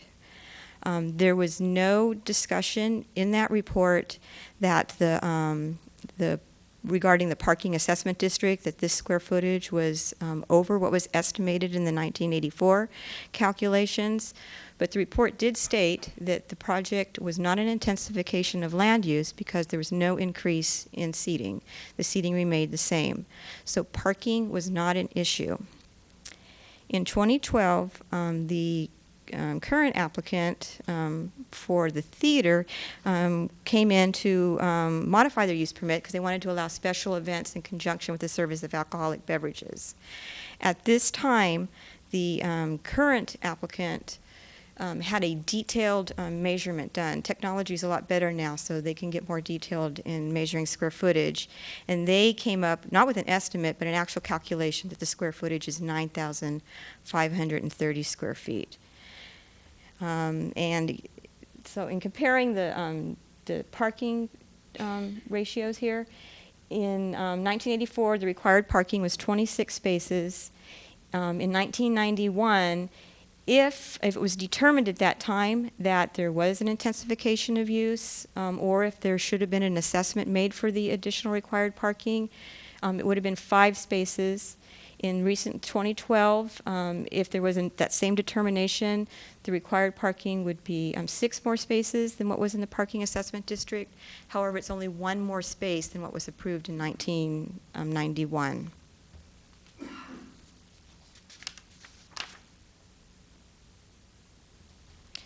In regards to the recent application, it was again determined that the application that was proposed was not an intensification of land use. It was actually a de-intensification of land use, in that the applicant's proposal was to eliminate 75 square feet of the existing floor area, and that the maximum seating was reduced from 492 seats to 388 seats. And lastly, that the project generated 0 peak hour trips, and pursuant to town code, that is not considered an intensification of land use.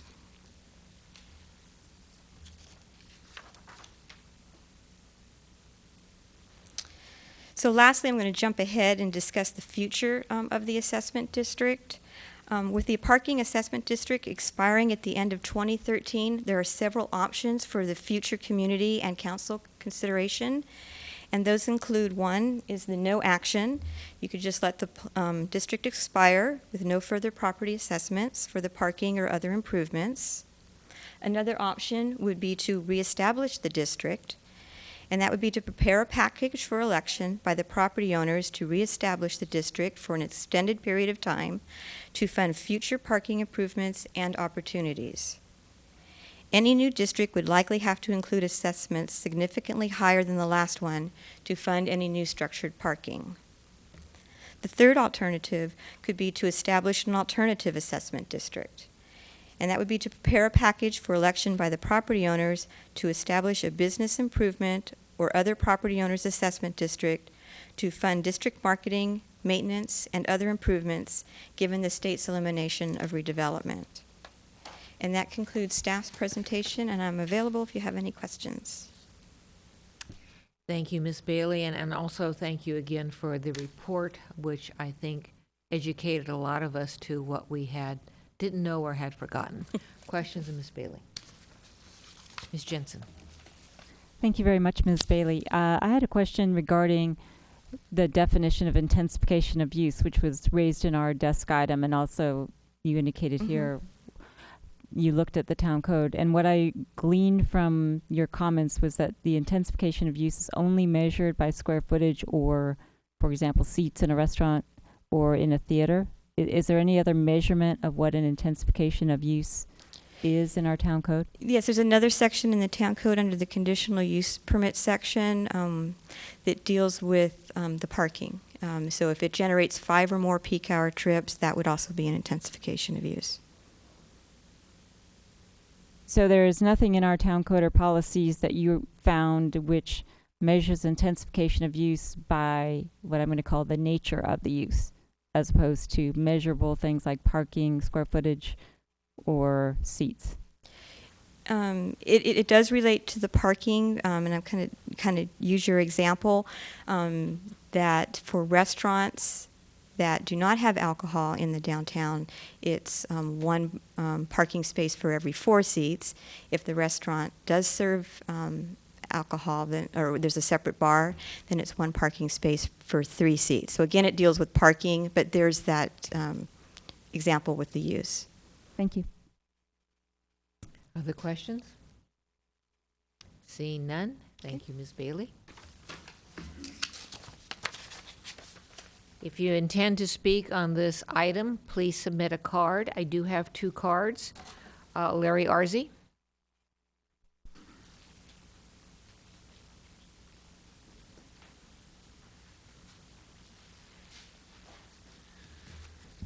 Larry Arzi. First of all, I want to say that I support the CUP for Los Gatos Theater. I always had. My problem is the culture that exists in the town manager's office of bending the rules. For the past few years, new restaurant space has been allowed where retail used to be, all magically meeting the parking district regulations. In the past, the applicant either paid into a parking district to increase intensification, or as in the case of the Opera House, was made to actually provide valet and real parking spaces behind the Verizon building. Nowadays, the town manager claims they all meet parking requirements. Before his arrival, they did not. New interpretation, I guess, from a new manager. Managers have a bag full of tricks to get you to do what they want. They delay hearings, they postpone reports, they do not supply all the information, leaving out important things. They bend the truth, and they change interpretations. But in the case of the movie theater, there was no need to do this, as there was 100% support for it. So why not interpret the parking district regulations consistently? Something could have been worked out. As with the Opera House, it got worked out. Instead, the manager took it upon himself to make sure the project made it through, and now tells me he told the truth as he knew it at the time. He also continues to bring up that we are on the eve of an ending of the parking district, which really concerns me. As a matter of fact, it scares the hell out of me.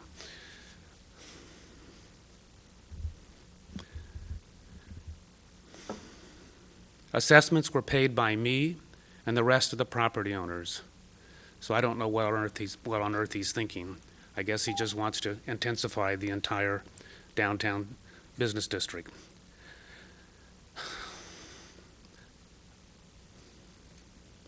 It took years to form this parking district, and the regulations clearly contain restrictions for the new parking spaces, which is not allowed unless paid into the district. The unusable attic in the theater would be new space. The use of residential spaces for a bar is new space. The manager prevaricated when he claimed the building remodeled met regulations for the parking district. If he claims he did not know this, then he is inept. He broke the pact between the property owners and the town in the formation of this parking district. This has been the biggest and most alarming foreshadowing of what yet to come, a vile and unnecessary move that will certainly impact the CBD and the possibility of forming a new district in the future. The trust of the property owner is being protected. Thank you. Thank you. Let's see, first of all, if there are questions for you. Ms. Jensen? Mr. Arzi, Ms. Bailey presented different scenarios with for going forward with the parking assessment district once it ended in 2013. Would you share your comments on which one, if any, you would support? I would love to see a new parking district, but with what has gone on, I don't think the trust level of the property owners is there anymore.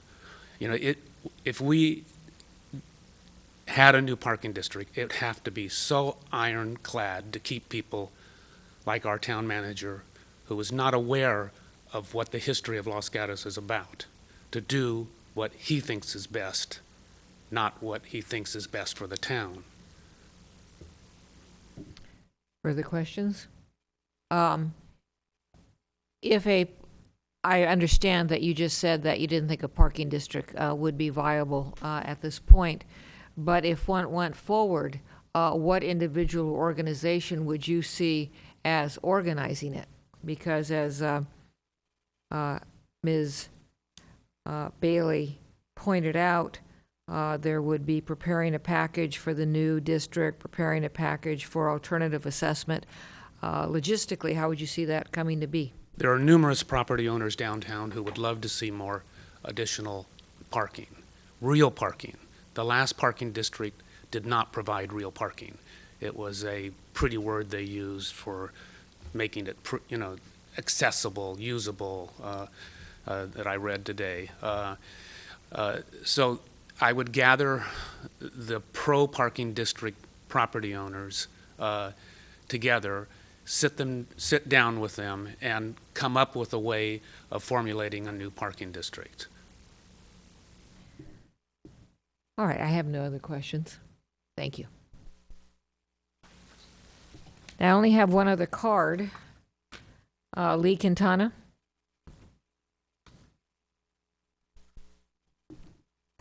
So after Ms. Quintana speaks, I will be closing the public hearing unless someone else submits a card.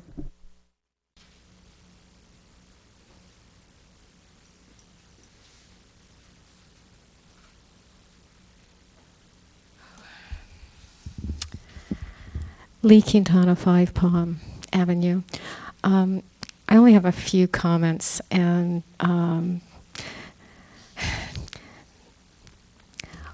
one is that one of the first things I did as a graduate student at San Jose State in a class that I took on California Environmental Quality Act was to analyze the EIR for the downtown. I think it was called the specific plan that included a discussion of parking. And I remember very distinctly at that time going to the professor and saying, they're counting spaces in that are used in an unpaved lot.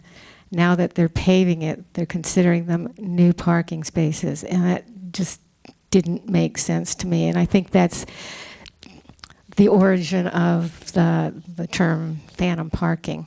And I still see that in that if we have 300 plus parking spaces in the parking district that were paid for and included, that in fact haven't been used as part of a specific permit application, then why do we still have parking problems? I mean, that's a lot of parking spaces that would make it easier to park on weekends and Friday nights, etc. So those are two of my comments. The other thing is, in looking at the application again for the theater, it was referenced that there was a CUP in 1991, but the attachment, I believe, in the packet, or maybe I asked for it separately, was actually an ANS application through the earthquake committee. So I guess, and I'm still, I don't understand why a parking analysis was not included in the application for the theater, which is routine for most applications, showing what the requirements are and what the existing parking is. So those are my comments. Thank you. Questions of Ms. Quintana? Seeing none, having no more cards, I will now close the public hearing portion of this agenda item and look to the council. I will note that there are items under future of assessment district that staff has suggested we weigh in on.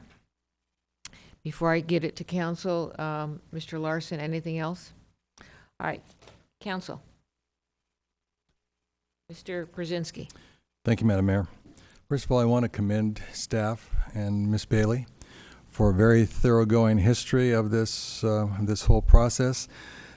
To those of us who were here during that time, it has been somewhat mysterious, but to realize that after the '89 earthquake, the downtown was devastated, and the town had to reframe how it did its business because of the fact that we were determined to preserve our historic core and not go the way of Santa Cruz, which was demo as soon as you get a chance.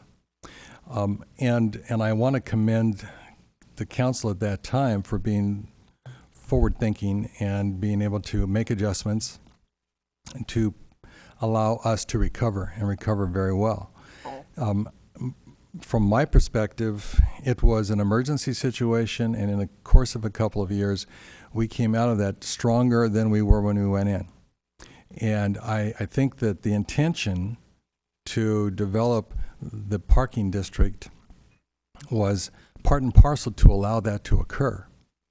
And it was intended at that time to allow us to actually provide parking so that we could create an economic engine in the downtown that would allow us to survive and thrive. I also believe that at this point in time, we need to continue to look at what our rules were, how we got there, and not kind of revisionist view our history, in that the significance of what we accomplished is evident in our thriving downtown at this time. I would be very curious to see what kinds of response we would get from the business community to either of the latter two options available to us, because I think it'd be a very strong response. I don't think that the gross generalization about what the business community feels is actually able to be validated.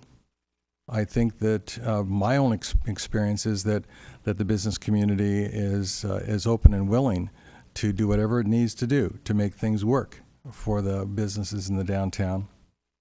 And I would like to see us go forward in pursuing either the second or the third option. I think do nothing is not an option. But my own contact with members of the business community indicates that they feel that they could go forward and continue the business district, the parking district, or create something new. I would prefer to actually see something in the third category, to focus on maintenance and beautification in the downtown, asking the business, those business owners who are profiting and benefiting from the downtown experience that we provide them. I'd like to see those people step up and say, yeah, we can actually do more. And I think that would be to all our benefit. So I applaud the staff for this thoroughgoing history, for correcting any misconceived notions about what's out there, and would like to see us pursue the options that are presented, because 2013 is the closure date. That's when the district is to discontinue. So that would be my statement of interest at this point in time. Madam Mayor, we're only expressing what we've seen. We're not obligated to any kind of outcome tonight. Is that correct? Yes, that I'm going to defer to staff. I would just see us weighing in on our ideas based upon the staff report. There is no formal action needed tonight. This could have actually been done as a study session, but the scheduling made sense to do it as we did. Ms. Jensen. Given that limitation, and that we're not considering anything with respect to the theater, I nonetheless found it interesting that the town has recognized the difference between alcohol serving and non-alcohol serving for purposes of parking. So 1 to 4, 1 to 3 is interesting, because apparently, at least at some point, the town decided that alcohol created an intensification of use in some respect that required more parking. That's just a comment. With respect to the parking assessment district, I think we've already made a recommendation tonight for staff to reach out to stakeholders with respect to the Civic Center space. I think it makes perfect sense for us to reach out to stakeholders in the downtown, property owners, to determine what it is that they think would be most beneficial. So rather than direct the staff to a particular outcome, my comment would be to direct staff to engage in an outreach process to stakeholders, bring them together to discuss what they think would be an appropriate parking assessment district, if that's what they want, or if they want something different. But I think we should start discussing it with them rather than go to the bottom up rather than the top down. For Mr. Leonardis. Thank you, Mayor Spector. Just wondering, question for staff, how quickly can we reach out? Obviously, we have a deadline of the 31st of December. And what is the end goal? Is the end goal to say we want to build a new garage? Is the end goal to say we would like to take the spot between Bachman and Highway 9 and put underground parking under that lot? How much will that cost? How quickly are we even going to present a proposal? Or are we just going to say we're going to reach out and say, would you like to create a whole new district? But what is the end result, or what is the goal of creating that new district? And has there been any studies or estimates, or how many spots we can gain? How much will this cost the property owners? Those types of things. Further discussion? Council? All right, then let me weigh in on this. With regard to the history, going backwards and looking at the numbers and the square footage and how we got from A to B, generally downtown and specifically with regard to the theater, it's clear that there was no mathematical precision, especially in 1982. But that's the past. I can appreciate the fact that that liquor service is an intensification of use, but I also can appreciate that this property was considered or characterized as retail. I'm not saying I agree with the history. I'm not saying I agree with the fact that the math was not precise, but I do understand that that's history, and we now need to, one, be more careful in going forward, and then think about how it is we're going to go forward. And on page 5, we have various proposals with the prepare a package for a new district, prepare a package for an alternative assessment district. And I don't disagree with anything anybody has said, Mr. Brzezinski, Mr. Leonardis, Ms. Jensen, but what I do see is that I see that any future assessment district will be, as far as organizational, I see it being driven by the business community, whether it's by individuals, as what I think I heard Mr. Arzi say, or whether it's by the chamber or any other business district. That's who I would see being the driving force, organizing it, and in response to Mr. Leonardis, determining what it is they want to drive for. Ms. McNutt. Thank you, Mayor. And just a couple of points. I'm totally in agreement with what you just said. And I think we all need to acknowledge that there will not be a new parking assessment district by January 1st, 2014. There just is not enough time to organize something that is that complex and controversial.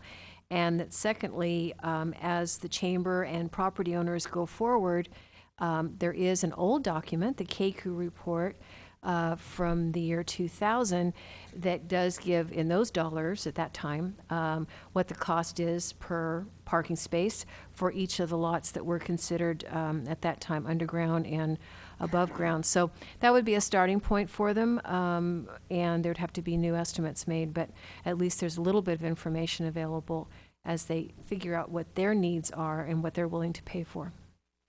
Further discussion? Seeing nothing. Oh, Mr. Leonardis. Not to delay the meeting any further. So our action or lack thereof this evening is to let the business owners come forward, and we're going to take a hands-off approach. Is that? I will step in, and I know Mr. Larson will ultimately step in, but what I see us doing is just sharing our concepts, but we're not making any decisions. We're not saying that the business is going to do it, it's not going to do it, it's going to be above ground, below ground. We are not making those kinds of decisions. Further council input? Mr. Larson. Staff appreciates the feedback from council on the quality of the staff work that was done for this item tonight. And we will reach out. The mayor and staff meets with the Chamber of Commerce on a monthly basis, and that might be a good first step to talk about what's an appropriate process to engage the downtown business community in this discussion if they want to lead it and have it. All right. Anything further from staff, or do you need anything further from us? Thank you. Okay. I want to thank everybody. Meeting's adjourned.